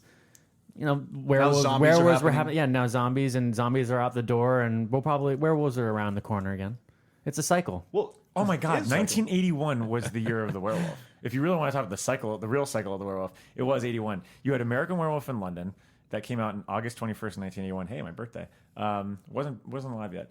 Then you have The Howling, which came out on March 31st of 1981, and then Wolfen, which was the Albert Finney. Wolfen. Wait. I'm sorry. When So did you're Jack- saying The Howling came out after American Wolf in London? No, it came out before. It came out before. Oh, in March, July. okay. Oh my God, you could actually almost make a Cycle of the Werewolf for 1981. Wow. It's interesting. So But Wolfen came out that's in crazy July. because they all came out the same year. It's not like they capitalized on the success of something else. They just happened to be coming around at the same time. No, and like then those Thriller, Capote movies. and then Thriller, Well- the video, the Thriller movie, I think Thriller, the video that came out in like 82, late 82, 83, Yeah, maybe. A3, I think. And then Jack Nicholson's Wolf came out in 84. Yeah, right. Yeah. But I And think then Wes Craven's Curse came out in 85.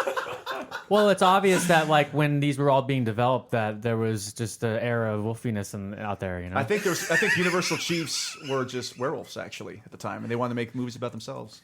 That's my Did you hot say take. wolfiness? yeah. Oh man. And then Teen Wolf came out in 85, I guess. The Love early Teen 80s, Wolf. there's a lot of wolves Teen going on. Wolf came That's out what and I'm blew them all away. I just think that's interesting. Love That it was Teen in Wolf. 1 year. That's just wild, actually. saying. And Yeah, then- nothing was bouncing off the other. They just happened to be made at the same time. That's really strange. I agree Well, with that might also speak to why King decided not to kind of indulge in any sort of like mythology regarding the werewolf because it's like that's already been done. Well- like he's just Well, gonna. and I really appreciate that in this. When they have we gotten to that part yet? yeah, we discussed Oh, it earlier. Yeah. Well, 85 is another big werewolf year because that's when Silver Bullet. Silver Bullet came out. But that's also when Teen Wolf came out. And then also Howling 2, your sister is a werewolf. Oh, I love That that, movie favorite is- bad movies. That movie's Yeah. psychotic. Oh Yeah, god. yeah. We watched that at the Music Box of Horror several years ago. Sure did. Oh, God. Sure did. Lot of orgies. Anyway, sorry Are for we going wrong? off on that tangent. No, but No, but it's still interesting development Pertinent. with those early 80s werewolf movies. But okay, so wait, we are now going to go to Mac. Mac, what is your fourth favorite? Fourth favorite has got to be for me June. June. My birthday month. It's 2 for June. I love it. Okay, Mike. that would be November, the year of the turkey. Or Rock the and month of the Randall. turkey. Beware the Ides of July. That's 3 for July.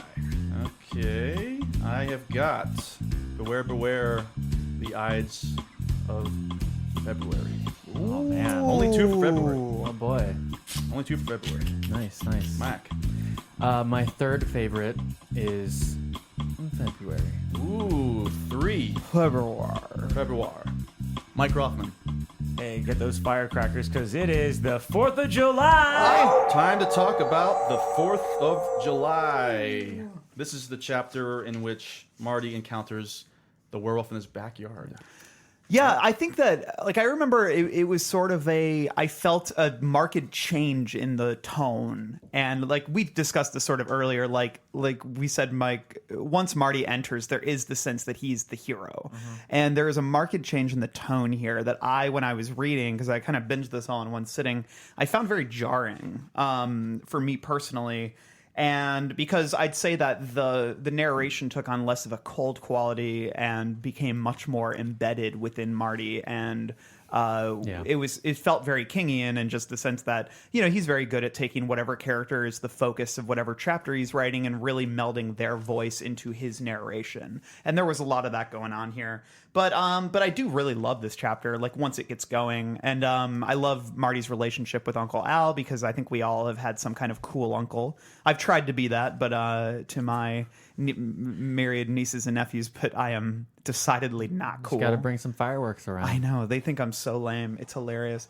This is a funny story. My wife told our niece that she was following her Finstagram account, which is like her fun Instagram. Apparently, like, kids have like 3 different types of Instagram accounts. Oh, Jesus. I can't even imagine. I know. I'm like learning all about That's this. hard to do the Losers Club and my own personal one. But Jen was like, oh, I follow your Finsta account, Ashlyn. And then Ashlyn immediately got her phone out and blocked Jen. I was laughing so hard. I'm like, you are the lame aunt.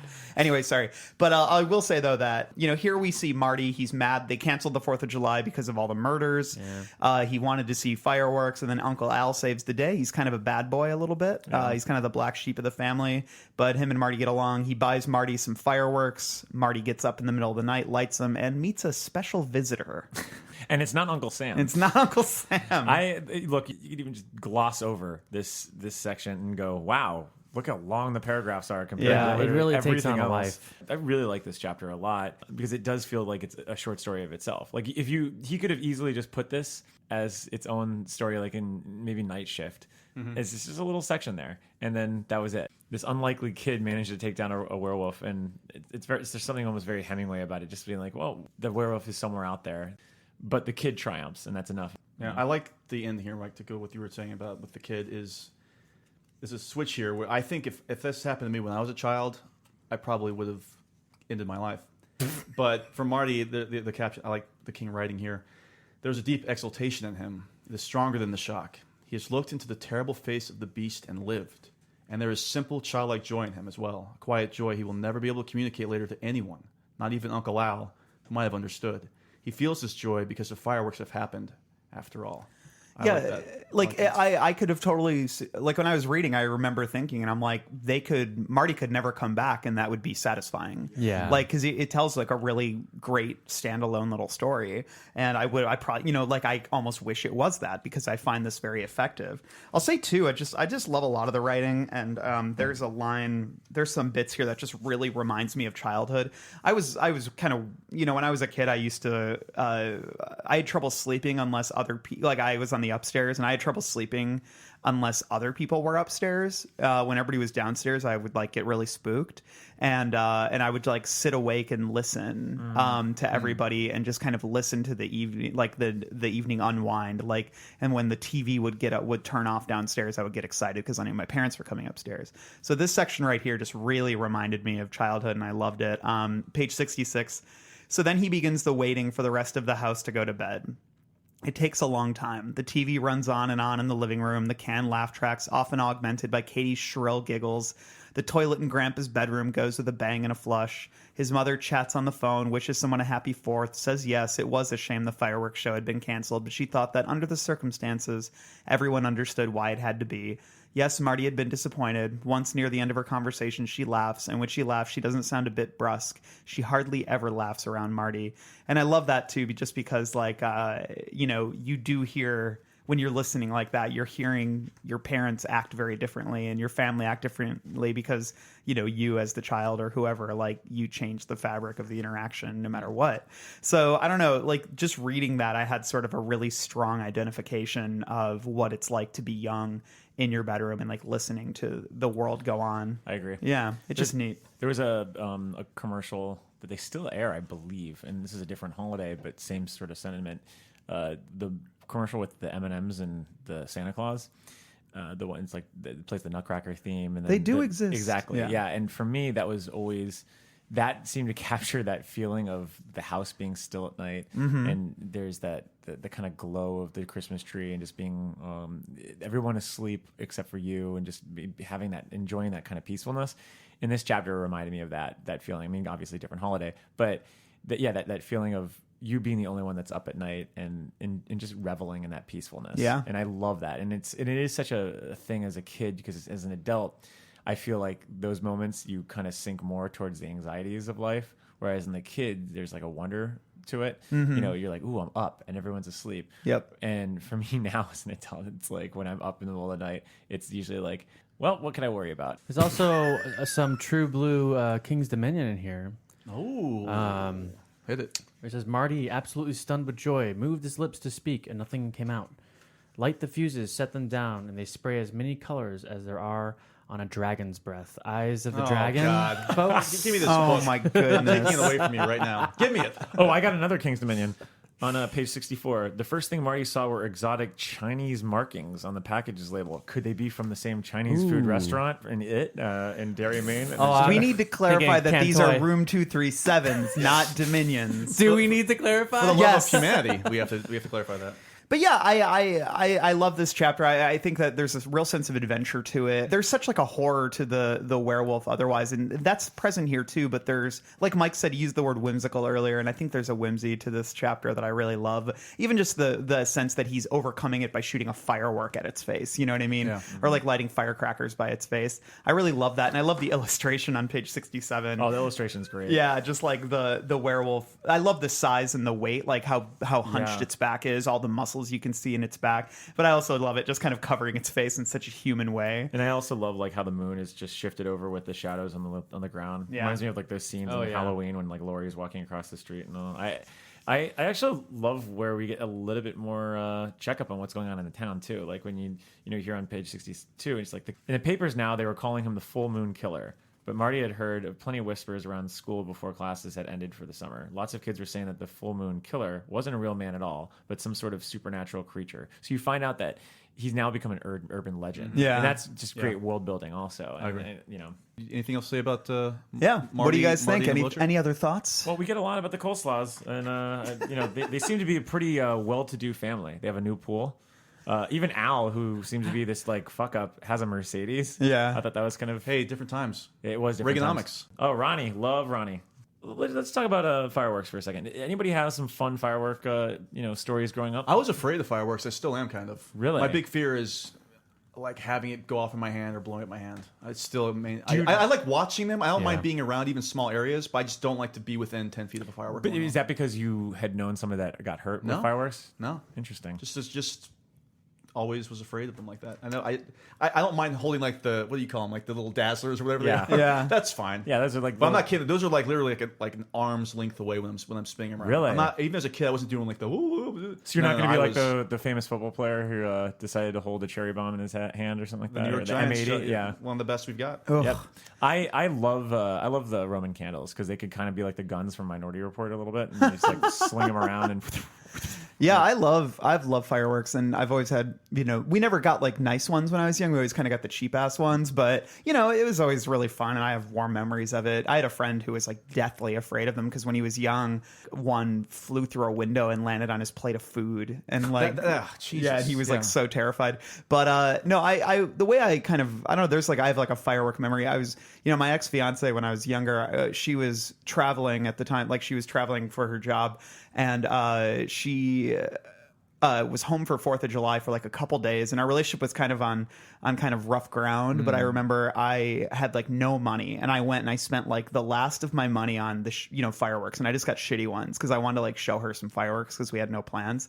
And I remember I like led her to this like empty basketball court like by her apartment complex, and then like had them all laid out, and she was like, "Oh, this is nice." And then I started lighting them all, and they were just the shittiest fireworks, and they looked awful, and they were so like anticlimactic, and she was like trying to be like she was into it, but it was like such a it like just totally summed up the state of our relationship. I was just thinking that. Yeah, she looked at you. I think the last one like whizzes away. She just goes, "It's over." Yeah, it's like, hey, there's a real lack of fireworks in that relationship at that point. So. Maybe you're not a firework. Yeah, but so anyways, Yeah, a little bit of I love- melancholy, but I still love them. Yeah, and I have like a love-hate relationship with fireworks because like growing up around Disney, like there's fireworks all the time, and I'm like those are amazing. But like I know some friends of mine, and we got our hands on some fireworks, and we snuck out in the middle of the night. There used to be like a bunch of suburbs being built behind our house.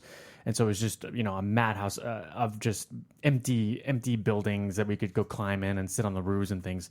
And so we would set off fireworks back there sometimes in the middle of the night. I don't know how we weren't caught doing How Oh, this. old was I in the house at this point? So I would have ratted you out immediately. Yeah. But I mean, it was far enough away, I guess, where I don't know. I mean, I'm sure we alerted some people.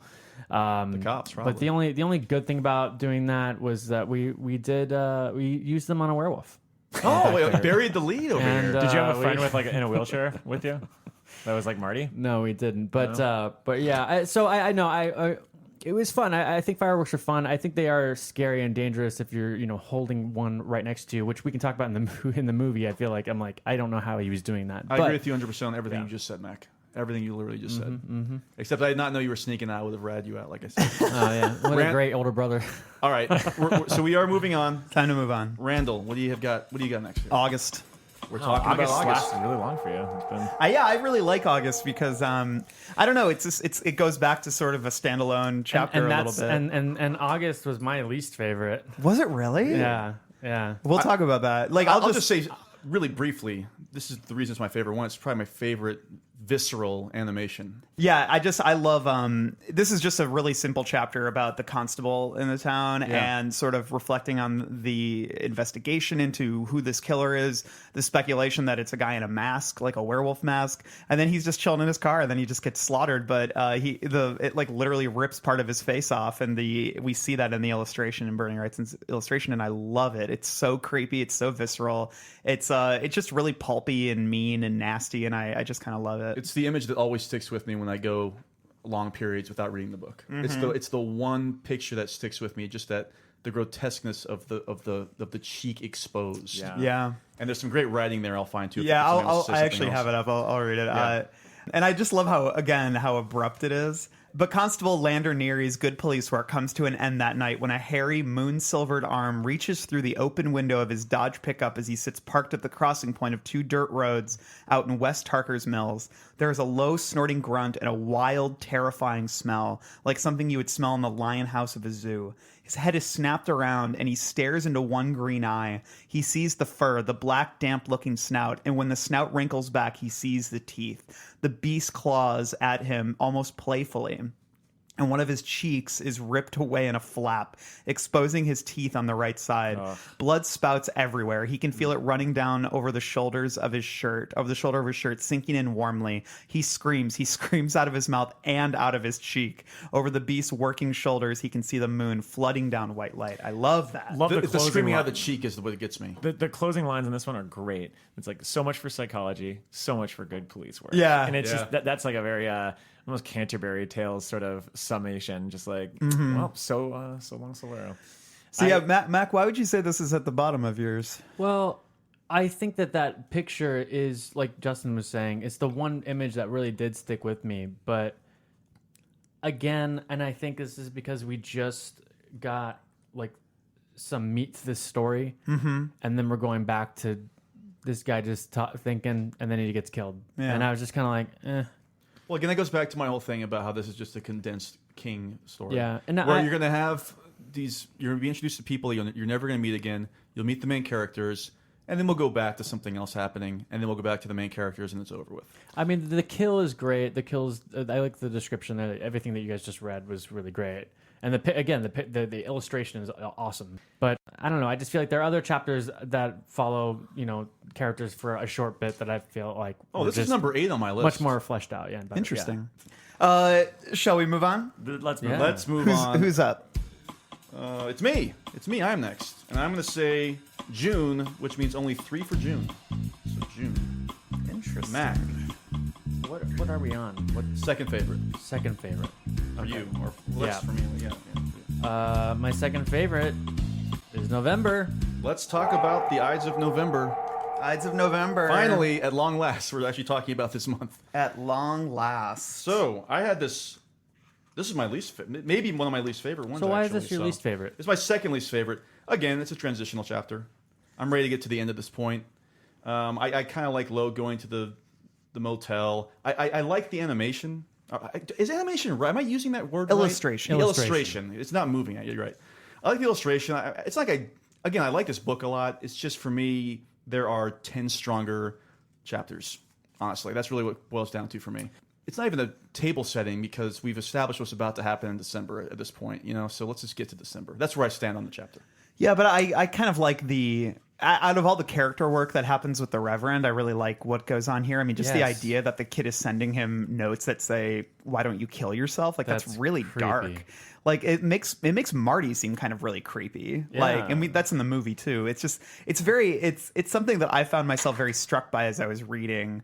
So I don't know. I kind of enjoy this little look into Lester's head, and by this point I'm checked in with the narrative, and I kind of enjoy that. But I also just really there's visceral pleasures to this chapter as well. Like we get to see Milt, the abuser, the douchebag, Milt Sturmfuller. We get to see him get his, and I love on page 113 the little illustration of the head underneath the tire. I love that. It looks like a little caveman head. It does look like a it's little just caveman like head. it's freaky. It reminds me of Hati Dati Wata or whatever from Mitai Dori Walker. Mitai Doti Wata. Yeah. The Dr. Loomis head. Although I This like your also- version, the hotty totty. Yeah, I like how this also just bears the point home that Reverend Lowe will never kill himself, and he's again saying how he was not a good man. All things serve the Lord. His reasoning has gone Yeah. into total insanity at this point, and he will continue to go until somebody stops him. And I think that that's why I love this chapter so much, because we finally get, because, you know, like you were saying, like Stephen King was like, okay, werewolves do this, werewolves do that. His werewolf just happens, and there's no reason for it. There's really no reason for it. I have a Room 237 reason for it, but And what is it? well, we haven't mentioned something that it's related to. So when we okay, do that, gotcha. I Well, will definitely do it. hold off then. Yeah. But ultimately, I think that I love this chapter. I love what it says. I love that even though he tries to get away from harming people in the town, he goes outside the town. He still ends up killing someone from the town, which I think it's just like he's doomed. Even if he tries to say, okay, well, maybe I just won't kill people here. I'll go somewhere else, or reasons however he wants to reason, or uses the Bible But he's still in the ways planning he on needs killing to. the kid too. He's right. Well, he starts to think maybe someone should quiet him. Exactly. So it's just creepy to see how he convinces himself of this. And like I said, at this point, we know we have these characters. We're fleshing them out. So I really love actually this moment where we get to flesh this out, and we find out that there is no real reason why You he's love the actually werewolf. as well. I do. This is really neat. This is from the Guardian piece on this, which I really responded to this read of this chapter. So the writer says, one last thing. I don't want to harp on about King's addictions, but it's hard not to when you know that they were there during the writing. This was mid-addiction, and there's something basic and obvious about it when you know that. A mild-mannered man turned into a monster by forces out of his control. And what hits hardest is the Reverend Lowe's explanation of why this happens. It's not that he was bitten, he explains. He simply picked some flowers. He picked some flowers to put into a vase, and they died far too quickly. As soon as he had them in his hands. After that, he lost all control. Marty begins sending him notes that suggest he would be better off killing himself. Why don't you end it all, one note reads, because that way he would be protecting others from himself. And he doesn't consider it because he's selfish. He didn't ask for the problem. It just found him. It's one of the frankest depictions of King's addictions you'll find in his books. It's blunt, painful, and quite devastatingly sad. And I just the idea of like those notes, like why don't you kill yourself, and the justifications and everything. It's very dark, and it's I don't know. I just responded to that read of it. I like that read. I didn't think about that when I I was didn't reading either. it particularly. Yeah. In 112, we get some pound cake. He says, and perhaps God is just after all, because if there is a first-class grade A shit in Tarker's mill, it is Milt Sturmfuller. He has come in this night, as he has on other nights, telling his battered wife, Donna Lee, that he is on business. But his business is a B-girl named Rita Tennyson, who has given him a lively case of herpes, which Milt has already passed on to Donna Lee, who has never so much as looked at another man in all the years they have been married. Maybe that's not so much pound It's cake, just sad. but it is sad, yeah. But I do like a lively case. Case of herpes. Yeah. Never really. I don't know if I've ever heard anyone refer to herpes as a lively case. Probably because I've never heard of anyone talk about herpes around me. You know, I haven't had it yet. No. I do have something here. Let's talk about King's Yeah, Dominion. yeah, if you look yeah. at the November, the cover of the November section here, okay, the It's tombstones. it's the graveyard, yeah. Look at the second tombstone at the bottom. What does that say? I can't read that. It's tough to read. You have to kind of look really close. Rupert. Hubert. Oh, Hubert. Hubert. What? Margate. No. Oh, Marston. Yep. Yeah. Oh, From Salem. that's so From cool. Salem's Lot. That is Yeah. really cool. Hubie Marston. It looks like on the side of it. Oh yeah, now looks I like see it looks like R.L. Stein's buried in this graveyard too. So my that's my pretty cool. my I thought room that was nice. 237 / King's Dominion is that it says that the priest thinks back to he became a werewolf because he picked some flowers from the cemetery and they turned black in his hand, and I think that maybe there were some flowers from Hubie Marston's grave. Oh, You know what? That'd be That's interesting. actually that's not even room 237. That's actually a pretty fun little take on that. That's Yeah. my King's Dominion take. Interesting. You think he'd be a vampire then? Well, no, because Hubie Marston Well, was some just all evil in vampires Salem's can Lot. be remember? are werewolfy. Guys, we got an official Losers Club theory. I haven't seen that theory out there. I have not, and I Let's, like that. let's throw it out there. Is you've heard it right here. Losers Club official LC theory. Boom, right there. Because again, it's this chapter where he talks about the flowers, right? Yes. In the tombstone, in the cemetery, is that and again, it's not all vampires. no it sounds reason like it's for just it. evil in that town. Yeah, Yes. and as we know and from he's attached to that evil. as we know from Twilight and Underworld, the vampires and werewolves are they're Well, they enemies. rise for the rise of the lichens. First. The lichens, yeah. They rise. And we also know that Reverend Lowe likes flowers. The man who loved flowers. I was going to say the man who on. loved flowers. Night Interesting. Shift. Interesting. I like that. a I room like 237. that. That's an official Losers Club take, thanks to Mackenzie Gerber. So there you go. You're welcome. Love it. Spread it. Any other thoughts on this chapter? Other than Mac coming into his own Mike Hamlin over here, this That's is pretty good. Just don't stick around too long. That's what I'm saying. Get out of town. Stick around. All right, Mike, what do you got? We're getting to the end. Well, kind of. My next one is probably my favorite Katie Holmes movie, Flowers for April, or is that her? Pieces of April, Pieces but of we'll April. give you. Yeah. We've been talking about flowers a lot, so Yeah, that's fine. yeah, that's true. It's only 2 for April, so these are definitely some of our favorite ones. Randall, what do you got? I'm going to go with June. It's time to talk about June. Love June. Yeah, I really like this chapter. Yeah, I love it too. I like it because I find I mentioned it earlier, the idea of the stranger, or the customer entering, because this takes place in the diner with Alfie, I believe his name is. Yeah, Alfie Knopfler, who has some old Navy muscle still on him. And I really just love the concept of this customer coming in who he doesn't identify, but, it's this guy. And then seeing in the coffee maker, him changing in that moment is very spooky to me. And, to me, it's just a really nice, tight little vignette. And I feel like that character is really well developed. And I find it really effective and really spooky. And, I feel like, and it's one of those where I got a really good sense of this character within a page. A second. Yeah. And it's just such good writing. And I also love the image too. That's what I want to talk about is the image. And again, this goes back to how much I love Wrightson's illustrations. It's so bright. Yeah. And the countertop is that bright yellow, because so many of these other images are the werewolf emerging from the dark, attacking people in cars, in front of motels, in the mountains and shacks. But this is a brightly lit diner, So and out of place. I love the yellow in this illustration. It's just beautiful looking, and then the werewolf is just in full display here. It reminds me I of- really love this chapter. Reminds me of the subway scene from American Werewolf. Yeah, that's because good it's too. bright in Brightly there, lit, and that then that's bright one of the white. first times you really do see the wolf in that movie. But I love what Randall was saying about how here's this guy. He knows this person. He says he knows this person from the town, and you're also in an area in which you would normally probably feel safe. It's very well lit. It's a public establishment. Someone could walk in any minute, kind of thing. And also, when you're alone in one of those kinds of establishments, is the most frightening kind of eerie, isolated things you could feel is when you're alone in a very public atmosphere that's now deserted. And Like you have American this- Werewolf in London thing. and you have, between yourself and the door is this giant hulking beast that just slowly crawls up onto the counter in front of you. It's just terrifying. Well, think, it's well, a think about the terrifying comfort thought. he had of that person. It was probably he saw the Reverend, and he's like, Oh, "Oh, yeah. I'm with the Yeah. Reverend in this. Nothing can go wrong. Even demons, Like can't the come safest through the door." person that you could possibly Yeah. think of in this town, the nice Reverend Lowe, it is all of a sudden like the devil. I felt that Wrightson kind of, gave Alfie kind of a short stack. I thought so, pun too. intended. Because, look, the description of it is, but Alfie is neither scared nor worried. Not scared because he weighs 220, and most of it is still good old Navy muscle. And you Not look at the so guy in the illustration. Yeah, and then in the illustration, he kind of looks like. Well, it's also red linoleum in the writing, but isn't it yellow on the?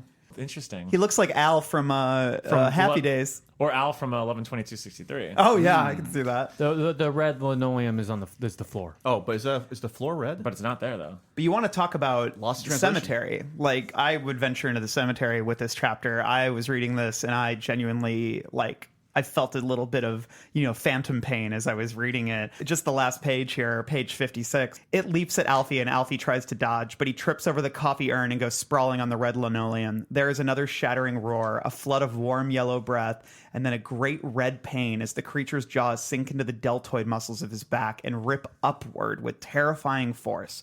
Blood sprays the floor, the counter, the grill.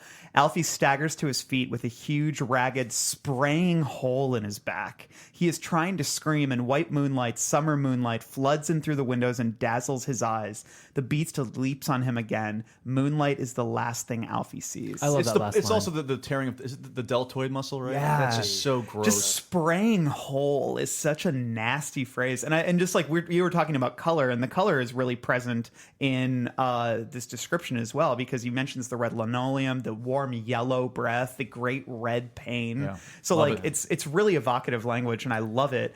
And but I'll say this too, like King really has a thing for back wounds, because in Talisman as well, Oh, really? the werewolf kills somebody in a way that like drags this claws down their back and just like rips it. You see the bone coming out and everything. It's like so nasty, and I love it. I love that King he's just a master at, like, not only horror, but at welding details into action, where you can just learn even more as something major is happening. So on page 54, he writes, Alfie wheels around and his hip knocks the coffee urn off the shelf. It hits the floor with a bang and sprays hot coffee everywhere, burning his ankles. He cries out in pain and fear. Yes, he is afraid now. His 220 pounds of good Navy muscle are forgotten now. His nephew Ray is forgotten now. His backseat coupling with Arlene McCune is forgotten now. And there is only the beast, here now like some horror movie monster in a drive-in movie, a horror monster that has come right out of the screen. The detail of his nephew, his backseat coupling, like these are happier times that he's thinking about as he's being ravaged by this beast. There's this like sort of pathos that comes with it, but also you just learn more about the person a little bit too. And it's just, he's great at that. And it's just, Mike, you said it best. He's a master of horror. he's very economical with his writing. Yes, yes. He's also the master of codes. Just kidding. Any other thoughts on Alfie's little tryst with the wolf? What do you think? Little tryst. Do you think they closed the place down after Alfie died? I think they probably just kept it running. It's 24 hours, I'm assuming. I'm looking forward to another tryst that we're going to talk about soon. Oh, maybe we'll be coming up in just a second. Who knows?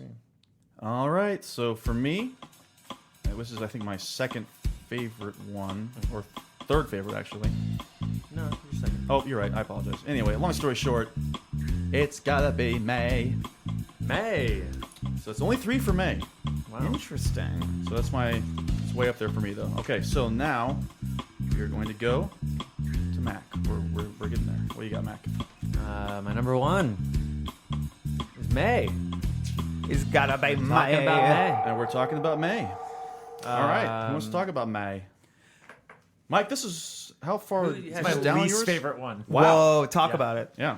I don't like this whole little dream sequence thing. I just think it's Well, I'm a dreamer, and hey, okay, John Lennon, have fun. For me, I'm more of a Paul McCartney who deals in reality, and I personally thought that this kind of goes against the actual plotting of the story, which was showing actual portraits of the town. So for me, it felt very unnecessary. It again, going into the John Landis film, it was odd that there, American Werewolf in London has that wonderful scene with the Nazis, with the werewolves, and just felt so unnecessary to do some sort of dream sequence also with it. It just, I don't know. It just felt very like almost like copycat for me.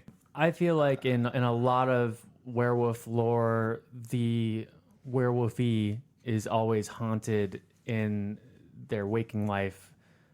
In dreams, it just anything. I felt like it fit, and I also love that construct, and it's a construct in werewolf lore that I hope continues. Where I love the fact that the person with the werewolf, even if they don't know it's them, that they start to have these dreams and these. Here's the thing I love about it is the fact. First of all, I love the illustration of these werewolves. Illustration is love great. It, love it. And It's two, great. though, at this point, we don't know that the Reverend's the werewolf.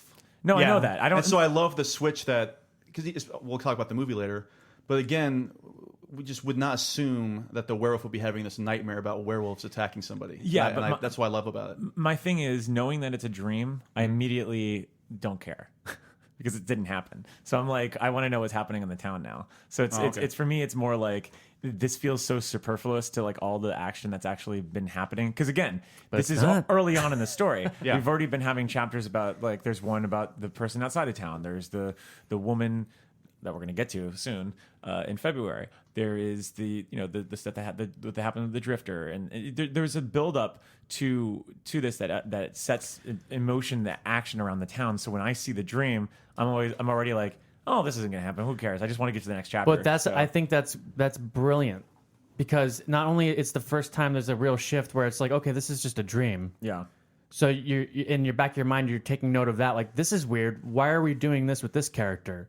And then you're also, if you're just going, oh, it's a dream, I don't care, next, you're also again dismissing the fact that this is the werewolf. You know, He also it's a good mislead. discovers the body at the very end of the chapter too. He discovers the body in the pews too. Right. And he somehow knows it's going to be there. And that's a hint of that. Well, like too. in hindsight, yes, because at that point, I'm also not thinking that there's going to be any sort of mystery to this story. Like I'm kind of just like, oh, okay, interesting. I guess the Reverend is pretty haunted by this. Let's go on. And then in hindsight, yeah, it has some sort of weight to it. But at the time, it's just like. I just the idea of like all these like kind of beasts just hanging around and all this stuff, it just doesn't do anything for me. Like, hanging out.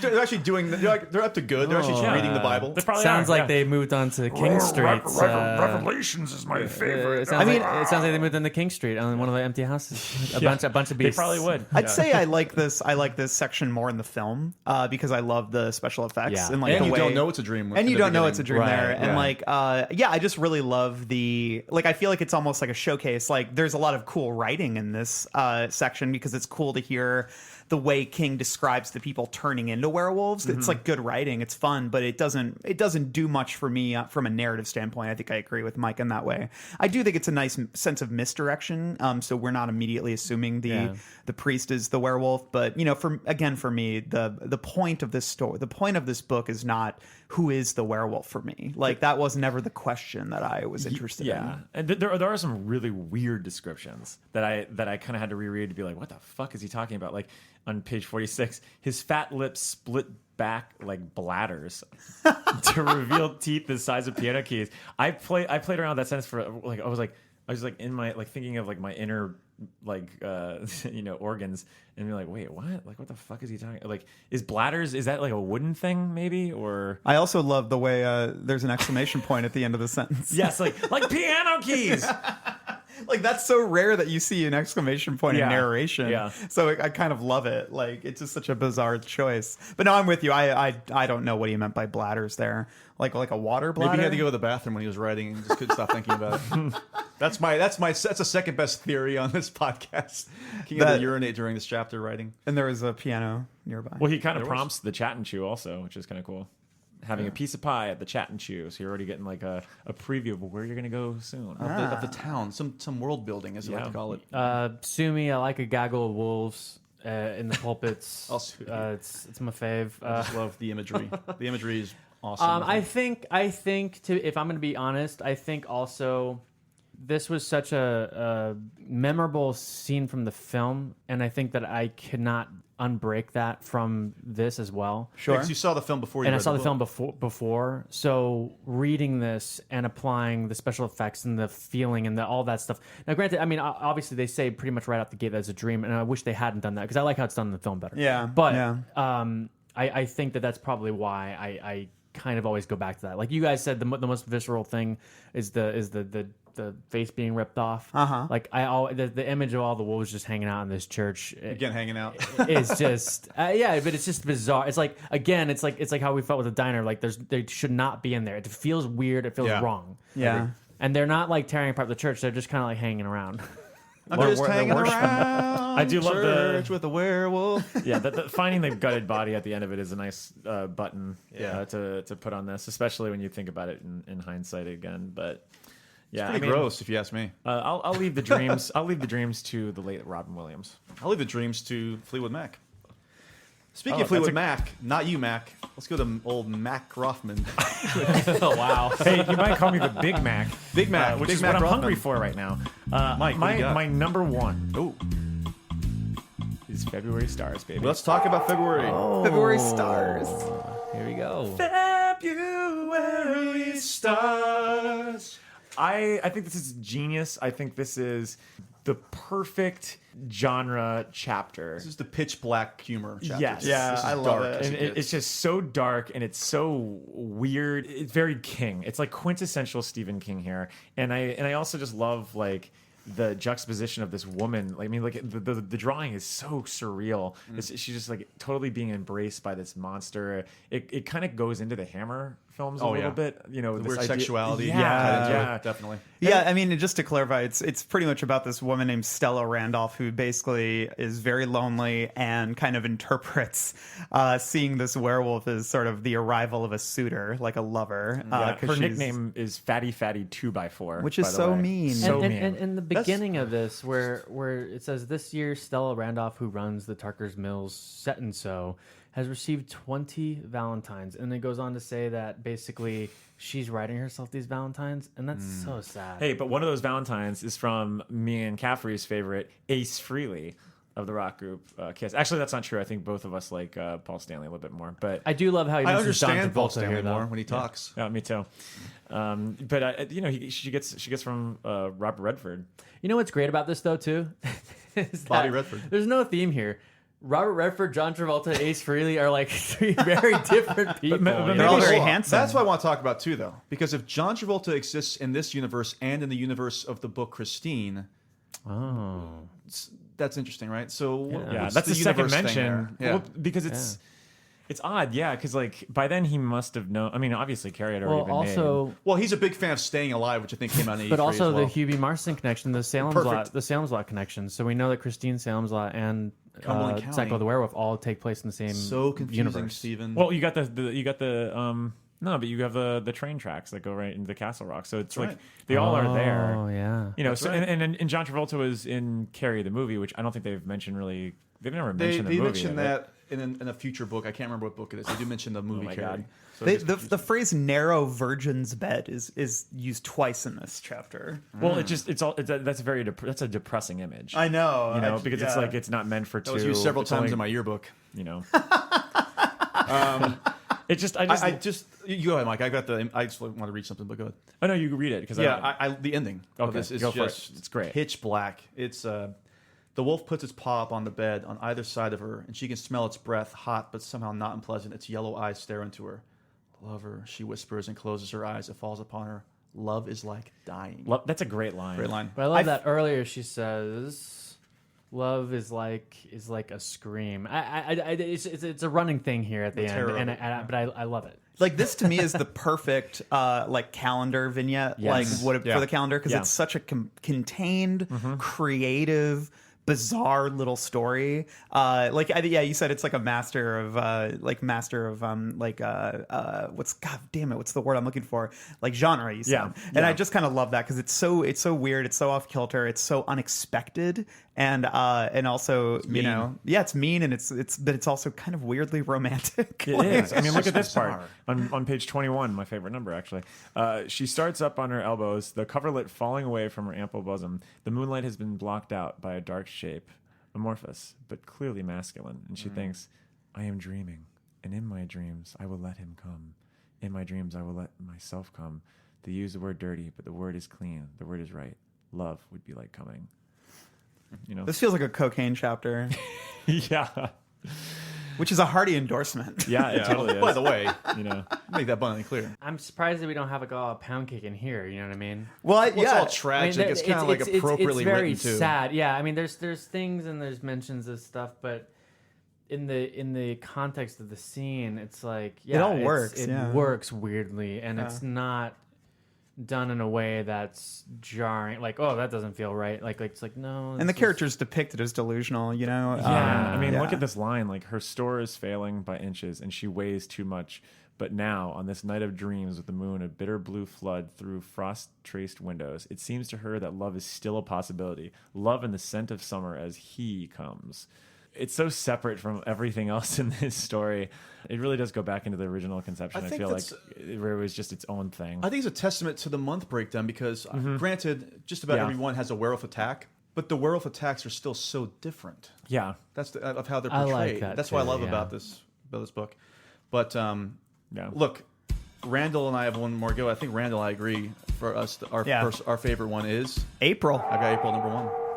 Love it. I'll just simply say, love once April. again, it's the Wrightson illustration of a wolf chasing a child holding a kite. Yes. Yeah.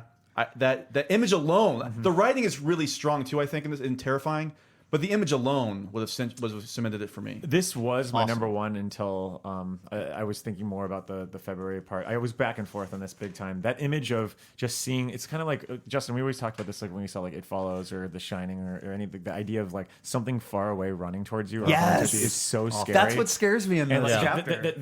that description of it, if you have it. I have it, yeah. Yeah, like read that, because that is the ultimate cemetery in this book for me. I know, I love it.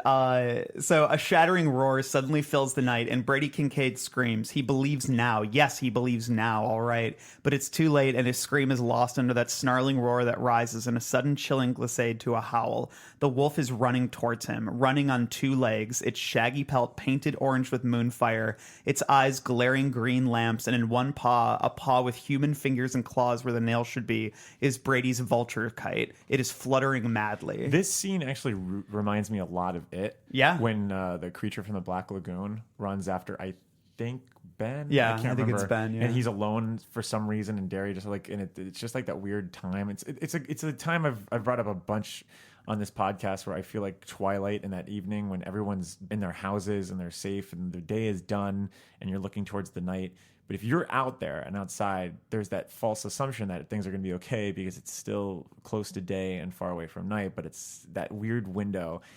And to see this hulking thing running, not even on, there's something about Dust, it running right? instead of it being on fours is so scary. Well, Yeah. because what gets lost now, I feel like, in a lot of these interpretations of werewolves, is that a werewolf, for most of our life, let's just bear it down to our lifetimes, most of historical productions, whether it's through story or through film, is the werewolf walks on two legs. Yeah. The werewolf does not become a full-blown wolf. And so I do love the imagery here, but it's pretty much a werewolf. What you would think of a werewolf walking around in this kind of human form, but obviously transformed.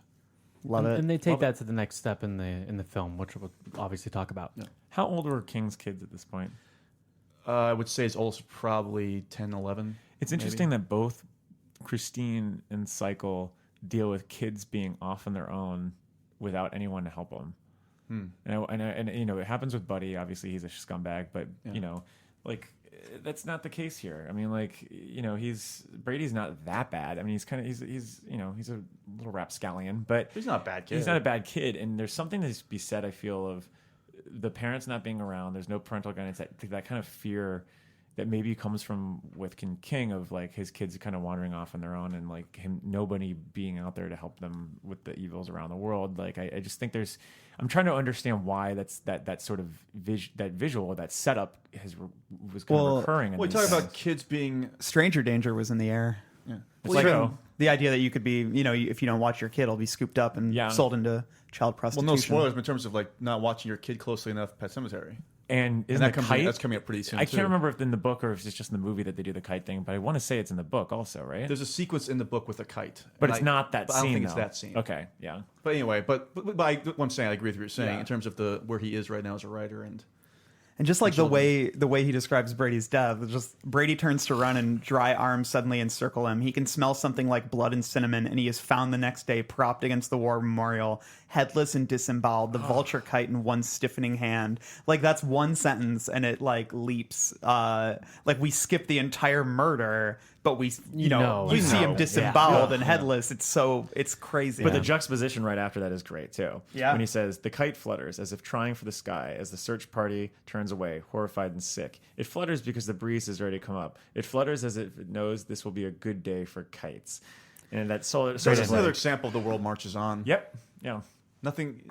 People live, people die, and then the next day the sun rises. And that It's drawing crazy. of the little kite holder, Yeah. spindle is great. It's just such a bold move, though, to like disembowel and decapitate a child, Yeah. you know, like in this book. And I guess I never expect that they're going to go there. And then when they go there, and like, you know, and of course, obviously that can, you know, that's not something you should, I don't know. It's like I sound creepy and weird saying that. And, you know, child death and horror can be done very poorly to the point where it's completely tasteless. But here it's like done with such like a deft hand and with such subtlety and ambiguity, but also just with like the kind of image that would haunt any child. Like, Well, I mean, you know. And in hindsight now, after finishing the book and going through the cycle, this chapter is essential. Yeah. Because it does add some sort of fear towards with Marty when you're like, oh God, is he going to kill a kid? Are they going to kill How another do we one? up the ante? Let's kill a kid in a wheelchair. Yeah.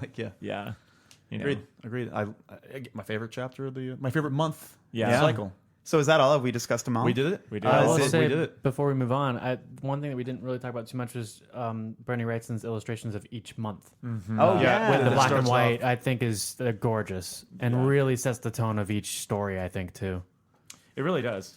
I love that you get those snapshots of the different towns. Because you could just pull it out and have it just be its own beautiful illustration. It doesn't necessarily tie directly into the events of the story, but the time of the story. And I think there's a big difference. But it reminds me of kind of the opening for Halloween 4 a little bit, where you kind of like see like the farmlands and all these like empty areas. That kind of sets up Haddonfield for you again, like this place that you haven't gone to in a while.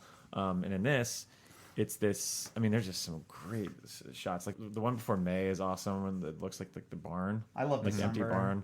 I love June too. Yeah, where it's The moonlight in December, the powering moonlight. Yeah. there's that really creepy one in August that like is all dark and macabre looking, and Or even October, where you see the dead skeleton, just the skeleton like by the wall or whatever. I just love again Yeah. like that cemetery, the November one with the cemetery with the Hubert Yeah, Marston Hubert Marston. tombstone. That's just a fun. That's bit, a great you one. know? Yeah.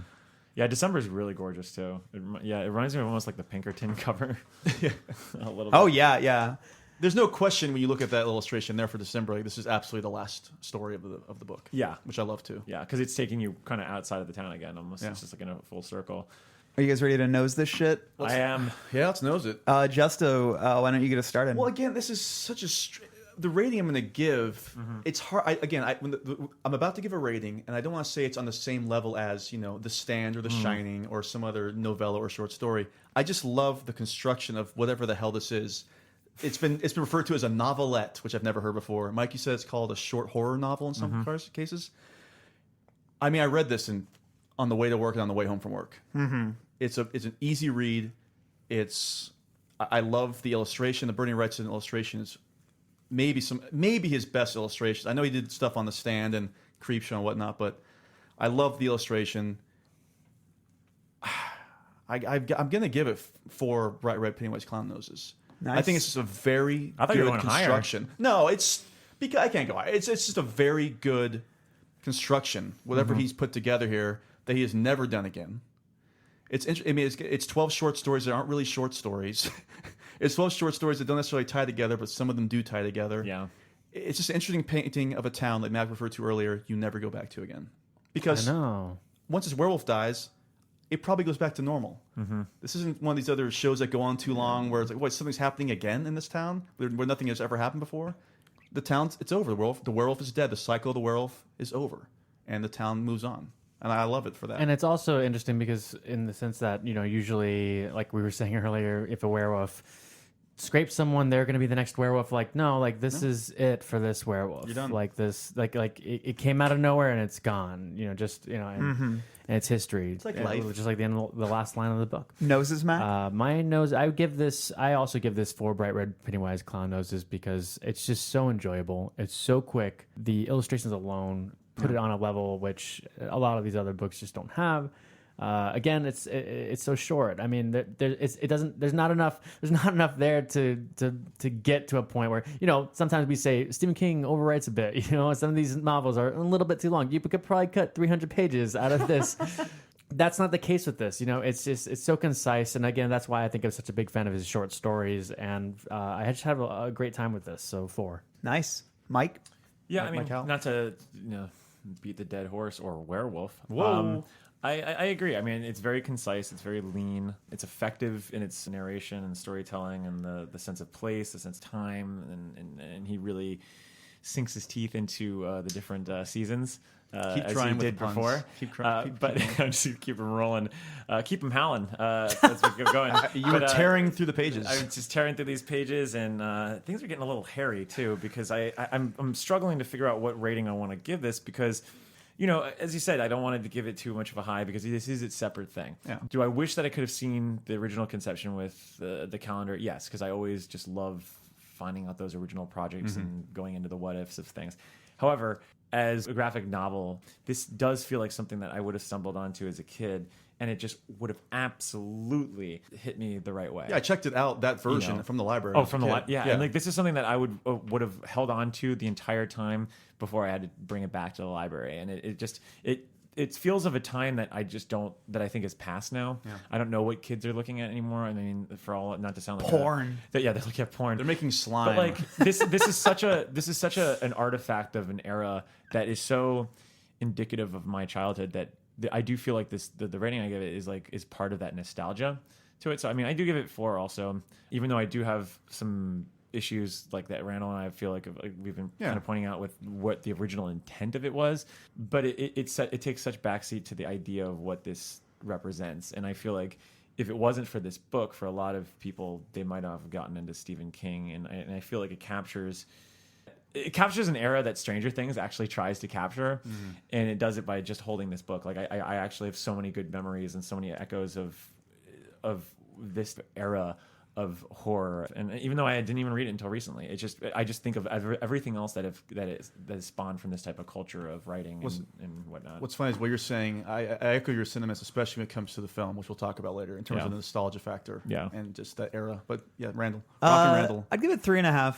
Where Pennywise Clown is break the chain, breaking here. the cycle. I just think I struggle with the shift in the narrative. I feel like it doesn't land for me as a satisfying story. It's very slight, but that said, like moment to moment, it's a very enjoyable read. And I also think that obviously King wasn't trying to do anything too ambitious here. No. It was really about writing something that complemented the artwork and vice versa.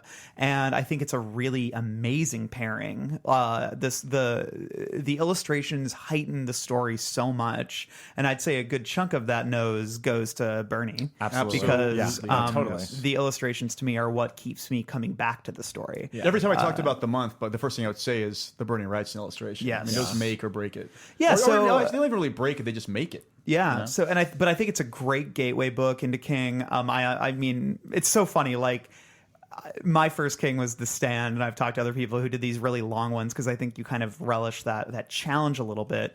But I think especially for younger readers, maybe like teenage readers, like this is a really great entryway into King. And if you're even younger than that, I mean, obviously it's a little tough to. I mean, that's the thing is like I was reading stuff with disembowelments and brutal violence when I was like 10 years old, you know? It's like, but then I clutch my pearls a little bit when I think about kids that age reading a book like this. But at the same time, it's like, no, that's what horror do. That's what people who are into horror do. They engage with the stuff at a young age. And I think this is a great way to do it because the illustrations do give it, you know, a real sense of whimsy and that kind of, you know, leavens the violence a little bit, but gives you something that really sticks in your mind. And it's, you know, it's the same way that if you find this when you're young, then I think it resonates in the same way that people always talk about like scary stories to tell in the dark. Like we remember the illustrations from those books as much as we do the stories. Mm-hmm. Had this been a calendar and it was just little vignettes that you would have at the bottom, almost kind of like a Far Side thing, would we be talking about it on this podcast? It would be one of those. I think this would just be part of a special podcast, like a bonus episode, a Bono episode. Yeah. We'd have Bono on to talk about it. I love it. I mean, we definitely would still be talking about it. I mean, it's interesting that it would be a calendar and a Stephen King driven calendar if there was really going to be no writing involved. I think there would be like a paragraph. Is that what it was? 500 words. Yeah. That's cool. I mean, yeah, we'd absolutely be talking about it. And I think it would be, again, a very singular thing that King did. We wouldn't be going on for 2.5 hours. We would just talk about it. It wouldn't be like a book episode, but it would be like a bonus episode. Yeah. Or we would talk about other short stories. But again, you know, we came into this thinking, oh, you know, this is such a short story. We're going to be in and out. We're not going to have a lot to talk about. And it's already 2 hours and 30 minutes. Yeah. It's crazy. There's plenty to say. And we got more to say. And we're about to say it now. Are we heading to the movies? Yeah. Oh. We're heading to the movies. Don't worry, Mom. I know all about cannibalism. I saw it on TV. See? It's okay. You saw it on the television.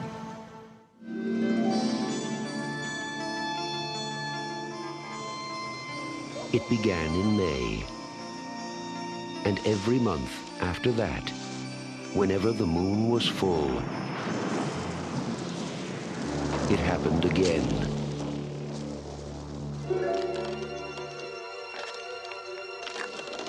and again.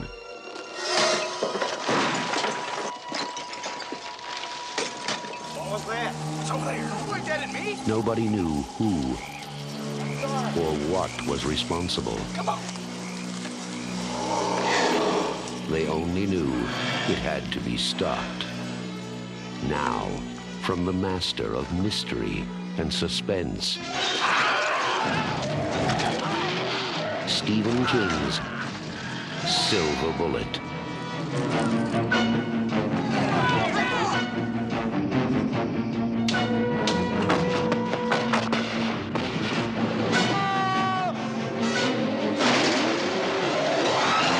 Silver Bullet, the last glimmering hope.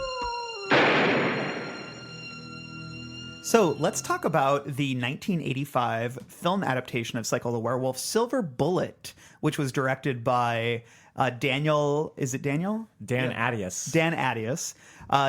Produced by Dino De Laurentiis. Dino. And screenplay by Stephen King himself. Yeah. So where do we want to start with this? Like, well, I guess let's ask, like, had you guys seen this before? What's your recollection of it? I have such vivid memories of seeing this film as a kid living in Phoenix, Arizona, setting, of course, of the opening of Psycho. My first image, it was on channel 45. I mean, I remember this vividly. And my mom let me watch it because it was on TV, so they would edit enough of the violence. You know what I mean? And the first part I turned in on was the greenhouse section. Yeah.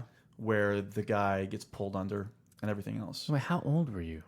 8 or 9. Yeah, Very young. you had to have been. Yeah, very young, 8 or 9. And again, I was so young, I didn't understand the concept that a priest could possibly be bad. So the whole dream sequence, I figured he was a good guy. And then the reveal with him in that patch. As a kid, I was like, no, this couldn't be real, you know? And that, as somebody who has pretty much grown up to eventually start hating jump scares, I love the hell out of that ending where he jumps up at the end. That is a great again, this goes back to Mike talking about the nostalgia factor for me is obviously very, very high. I don't know how I would have felt about this if I just saw it for the first time a couple years ago. But I've been watching it on and off for the last almost 3 decades, you know?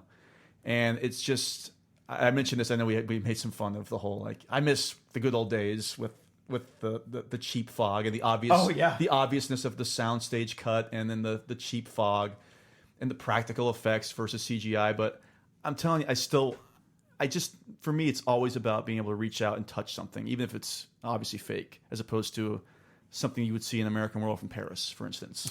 You know, and I just love the shortcuts in this film. Look, the budget was there to a point, but obviously they did not have like a wonderful full werewolf costume for this thing. But that's great. So it being in darkness and you really just see the eyes close up, maybe the paws, a lot of quick cuts with lightning. That's how you tell a werewolf movie horror story. If you don't have the budget, that's your shortcut for it. And you don't need to see the whole thing. You don't need to see, like, I think that's where they go wrong with a lot of these adaptations or these movies these days. You know, again, they show way too much of these monsters, and it's just not scary anymore. You know, and I first saw this very young, and I think the thing I also love about this is when I was a kid, I would watch a lot of these horror movies, and there were a lot of them about kids dealing with these things. And I think that's why I also connected with Salem's Lot, with with Mark and the kids and Monster Squad, and that's why Stranger Things is so fucking popular, is because again we have these kids that are very young dealing with these horrible crazy things, and you just they're in peril and you believe it. Whereas, when it's adults, who cares? You just, half the time you're going, why are you doing that? Why are you going in there? Why are you going outside to investigate that noise? Blah, blah, blah, blah. But when it's kids, you don't know any better. They're just inquisitive. They're doing this and that. And I think that, having it centered around Marty and his sister, because again, what Stephen King did with this screenplay, I think is great. He fleshed out and did certain things that I had problems with in the book, where I was like, well, I don't understand why they're doing this or that. Especially the werewolf lore, I like that they kind of explain a little bit more of that. It doesn't necessarily have to be a full moon for the werewolf to attack. Right. Or the fact that he's slowly... I like how they kind of just posit this, but they don't really say this is what it is. But the fact that she says, his sister says, that maybe he's always a werewolf. Maybe he's always a wolf, and he just slowly becomes more and more wolfy as the full moon gets fuller. Yeah. And that's why he retains his memory. That's why in the beginning, I mean, there's multiple death scenes where he's actually like using like the bat to kill people instead of like tearing them apart. As a wolf. and it Lawrence Tierney. explains those moments where you're like, well, why is he doing such human things? You're like, because he's more human right now. That's why he becomes full on wolf at the end, and he's just going wolf crazy. And you were really young when you first saw this too. You were probably it's probably like 10 or 9 too. Yeah, you're pretty young, probably. But I'm curious because Mike, I know this is the first time you had watched it, right? It was the first time I'd watched it, and it's kind of regretted a little bit because we were so busy live tweeting. Yeah. So I didn't really get to kind of soak up the movie.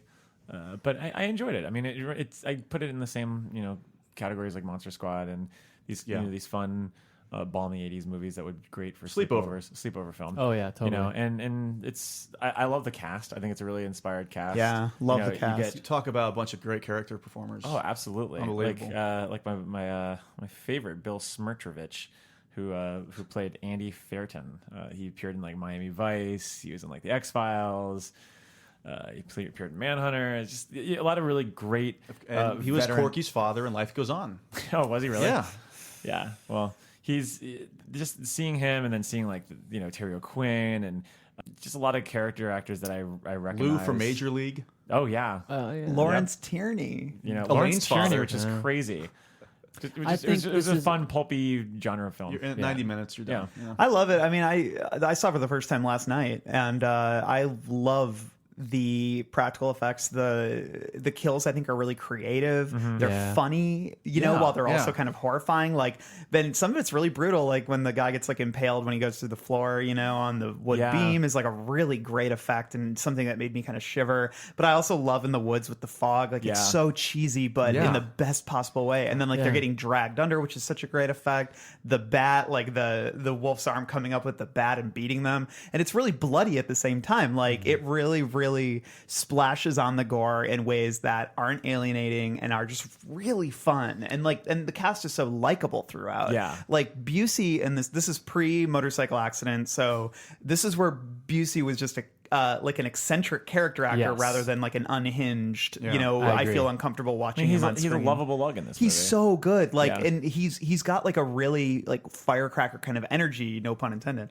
But like he's got like a really like live wire kind of quality to him that really makes me, because I haven't seen a ton of like pre-accident Busey movies. I've seen a few, but it's like to see that kind of energy that he exuded. So wait, what happened with the motorcycle accident?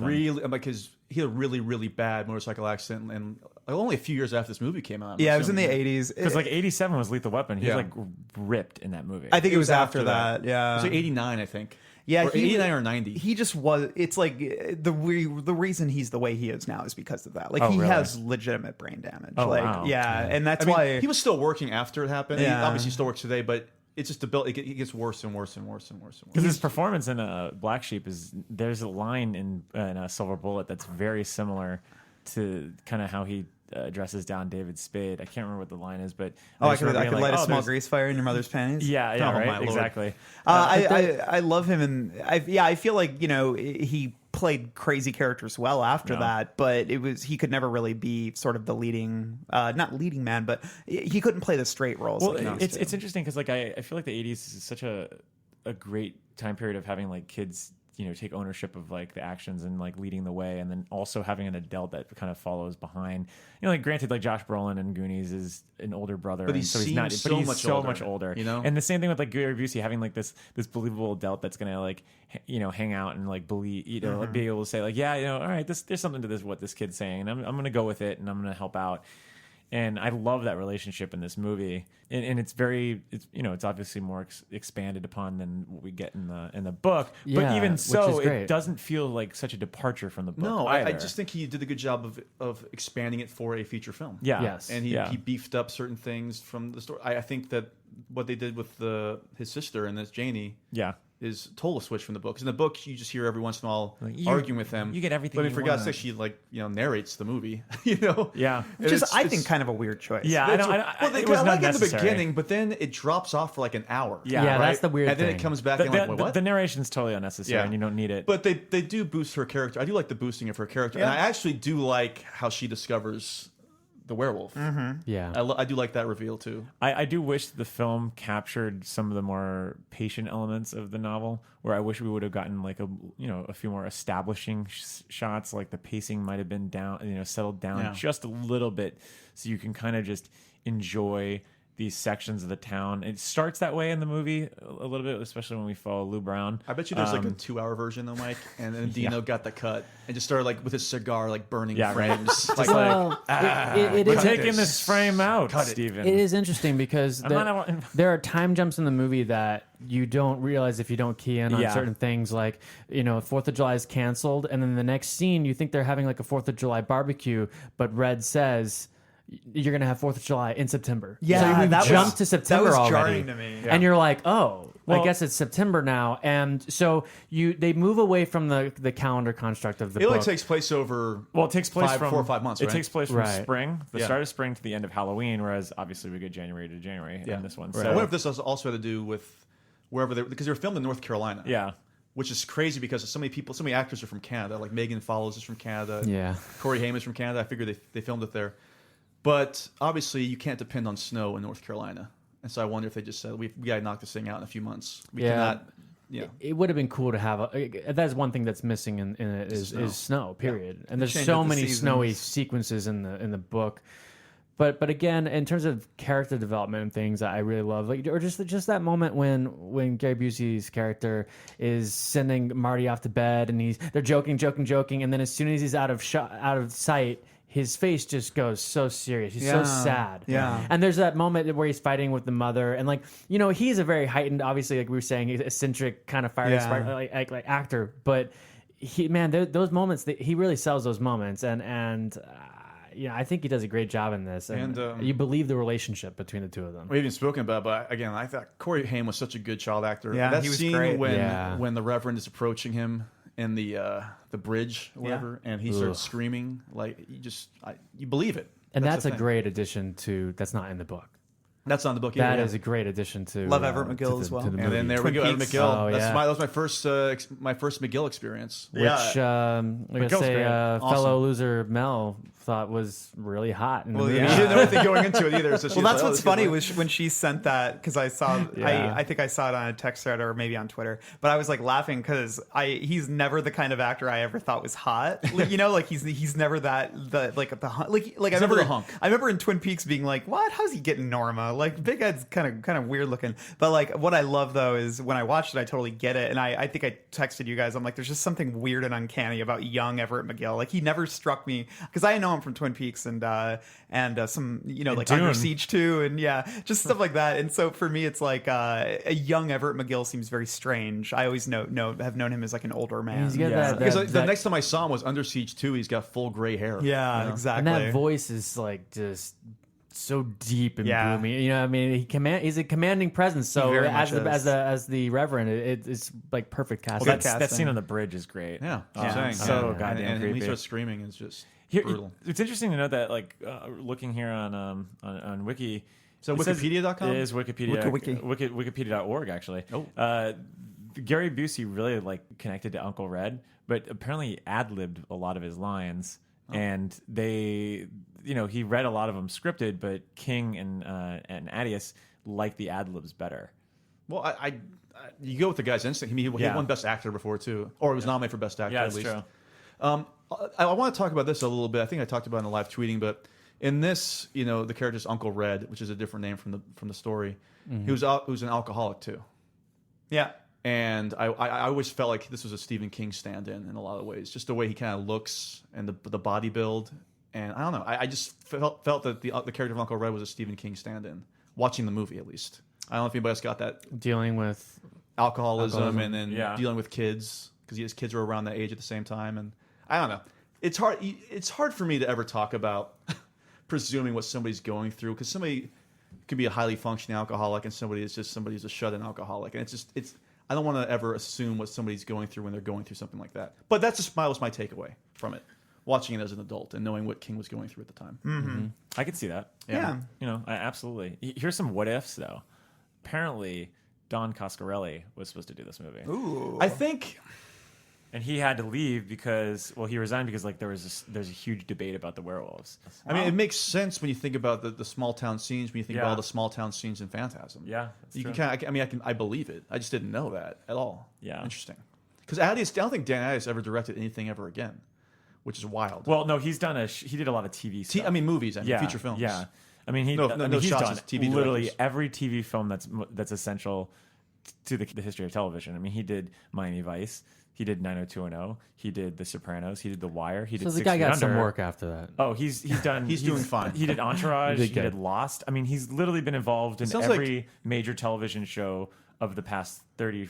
Keith Gordon is 5-7 the years. new Dan Attias because Keith Gordon has also directed every big show of the last decade or so. Hey, he's done It's Always Sunny in Philadelphia too. Oh, hey, nice. wow. He did. Oh my God! Look at this insane list. I have to read these. This is wild.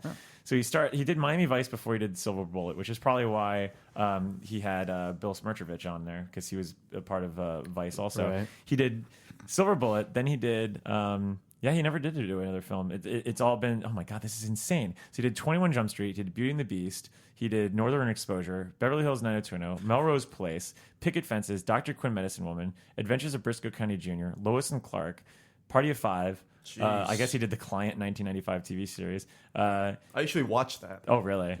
He did The Practice. He did Early Edition. He did Buffy the Vampire Slayer, Ally McBeal, Sopranos, 6 Feet Under, Alias, The Wire, CSI Miami. The Wire. Just about Yeah, every. he did The Wire. It single literally sounds like you're just show. listing all the most influential I know, shows. yeah. I know. And The it's true, though. Entourage, It's on here, It you keeps know? going. Entourage, Lost, House, starring Mel's favorite Hugh Laurie, Deadwood. He did It's Always Sunny in Philadelphia. You know, cut to him like last week going, "Oh, Losers Club are going to cover this." He's just on Wiki entering all this stuff. Yeah, right. It's crazy. I mean, Big Love, Damages, Heroes, Friday Night Lights, Treme, Homeland, Jeez. True Blood, The Killing, The Walking Dead, The Americans, and Resurrection is his last one that he did. Wow. I mean, that might is be the most unbelievable. impressive television resume of And all it's time. all because of Silver Bullet.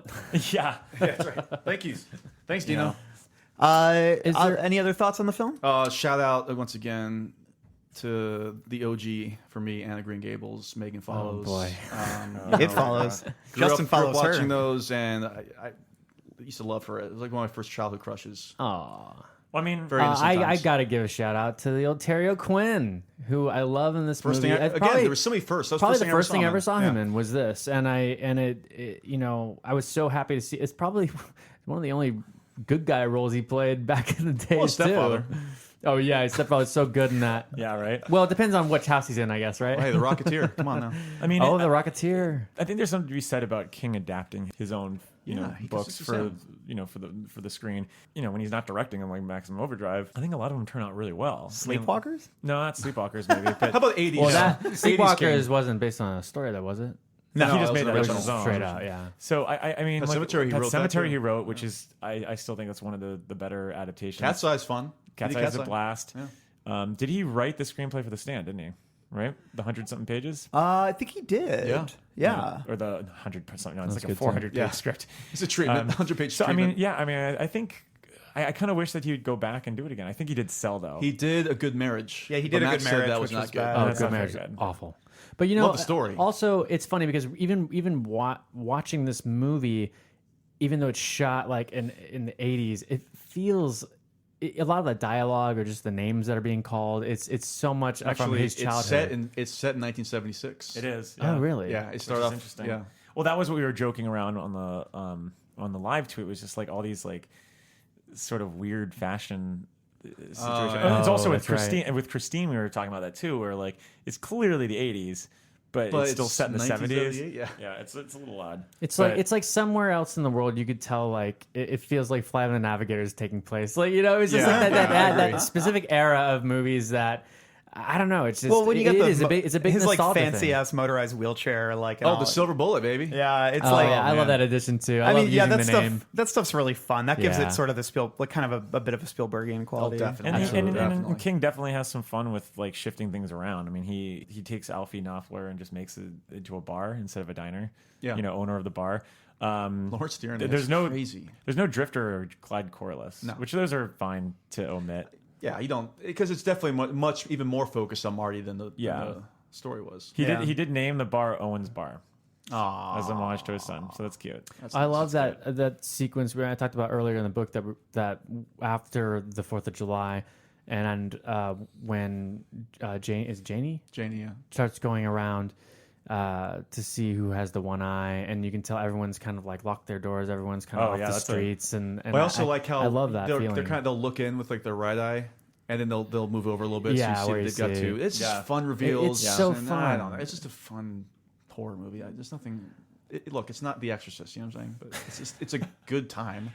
It's a great sleepover movie. Yes, great sleepover movie. We want to nose this thing? Let's nose it. Yeah. Justo. I'm going to give it a 3 bright red Pennywise clown noses out of 5. 3? 3. Okay. It's a fun. It's nothing amazing. I don't think it was ever going to be anything amazing. It's just I recommend it. You know what? I take it back. I'm actually going to take it back. I give it 3.5 bright red Pennywise clown noses because I still enjoy it now as much as I did back then. Again, so much of this is tied into my experience from 30 years ago. Yeah. I don't know if you're in your 20s or 30s and you're going to enjoy it now. I don't. But personally, it's still a great time, and it just takes me back. Well, that's fine. To an era, too. I'll take. You could keep your 3.5, and I'll keep your 3 because I'm giving it 3 also. Yeah, I think it's a fun-spirited little horror film. Agreed. That would be a great VHS edition. If we only had VHS. If we only machines. still had VHS Like tapes. when you think about like Graveyard Shift or Mangler or like some of the really shitty King It's ones, so much better than this those. is so much Good better God. than those. Like, Agreed. I think sometimes it might get lumped in with those, which is too bad because Yeah. it's really quite good. My biggest complaint is it's the werewolf. Like I don't think they really nailed the design. As Yeah, well. I can agree with that. I mean, I hard- think some of the close-ups and stuff work, but it really would have been good to have like have that shot. Of, Yeah. like in the story, like with Brady, like it running out of the woods towards him is like a I think that's a victim of its time. Sure, yeah. I think it would be tough to If do it were that. today, it would have been CGI and looked That's like the, shit. that's the thing. Stan Winston was just too busy, I guess. What was he doing in 85? The Keep or something like that? The Keep. I'm gonna give it. I'm with Justin. I give it 3.5, and that maybe that's me growing up with this film. You know, it's a lot of things like when people as adults see the Goonies and they don't like it at all, and I totally understand that. Yeah. Because it is a movie you should be watching when you're a kid, and then obviously you have a fondness of it. And I feel like the same thing with this. I think if I saw this as an adult now, I wouldn't have so much of a connection. But when I was a kid, I was the age of Marty. When I saw this for the first time, and it's so exciting to think next door there could be a monster. And I remember walking around my old neighborhood thinking there was this one house that was seemingly empty that I always thought there was a vampire living there. And I just love that era, and I love feeling like that. And this brings me right back, and it's so fun. I love all the performances. Everett McGill, Terry McQuinn. And if you put this, if you're having a sleepover with your friends and you're this age, you get this, you get Lost Boys, and Monster Squad, bam. Yeah. I think that's a great. It's just a really fun movie. So 3.5 bright red Pennywise clown noses. I'm gonna give it 3, and I think maybe those half noses are kind of that's what you guys get from nostalgia. Yeah, I agree. Yeah, I would agree. We just saw it, and it's great though. I mean, like it's just scary enough, just funny enough, good weird performances, and just a fun little like tag at the end. Like I love that ending. I think it's surprising too that this is any good because there are even better books that have had worse adaptations, which is absolutely. I don't know, but it's also great in that sense is that Cycle of the Werewolf it's kind of like an outline. Yeah. So you're able to really go, that's why I think the screenplay works so well because you're able to go in and you're elaborating and you're rather like, than oh well, condensing. I'm not beholden to anything really because I didn't really get to explore any of this. It's the to same amount discussion. that I can. It's the same discussion we had about Shawshank, where there was just so much there, and Darabont was able to expand upon a bunch of characters in moments. Yeah. So well, cool. I think that wraps things up for the cycle is Silver over. Bullet and the Cycle of the Werewolf. The cycle has finished. I think you could have read Cycle of the Werewolf and watched Silver Bullet before this episode's over. So we really went all out. That's I don't want to true. hear anybody saying we didn't go all out. It's true. So we'll be back next week with another Needful Tweets. There's plenty of news to discuss, including the revelation that Mike Flanagan will be directing Dr. Sleep, the sequel to The Shining. We all have a lot of thoughts on that. A lot of thoughts. And then after that, what's the next book? Oh, we're going to the cemetery. We're going As Pet in- Cemetery. So get reading on that one because that's going to be a can't miss episode. Definitely one of our favorites here at the Losers Club. So thank you guys so much for listening. If you have a moment, please leave us a review on iTunes. leave us a review on Facebook. Follow us on Facebook, Instagram, Twitter. We post a lot. We do live tweets of movies these days. We do a lot of fun stuff on there. We like to engage with you guys. I noticed today a lot of people are engaging on Goodreads now. Oh, nice. There's a bunch of message board and posting going on there. And also, again, we have our upcoming book schedule if you ever want to know what's coming up. Yeah, so hop on Goodreads. Definitely do that. I still can't make heads or tails of that goddamn website, but I'll show you on my phone. It'll be 2 seconds. I'm very old when it comes to technology, as my wife will tell you. But yeah, so thank you guys for listening. We really appreciate it. We love doing this. We love reading Psycho the Werewolf, and we just love being here for you guys. Like, and if you want to just open up to us, if you just want to like share what you're struggling with in life, please put attention, Randall. Oh boy, yeah, Randall's got an eye patch on here. He wants to hear your confessions. Want to hear your confessions? So I have one little shout out to give. One little shout out. This is to Tim Vargulish for giving us his digital movie code for it, so I can watch it sometime. Oh, nice. Thanks, Tim. What a nice man. He's a nice guy. We appreciate it, and we appreciate you, and long days and pleasant nights. I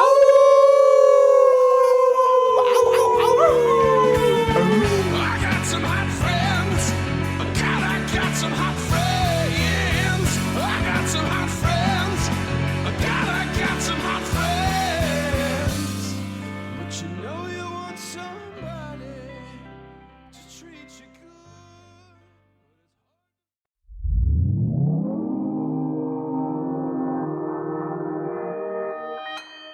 Consequence Podcast Network.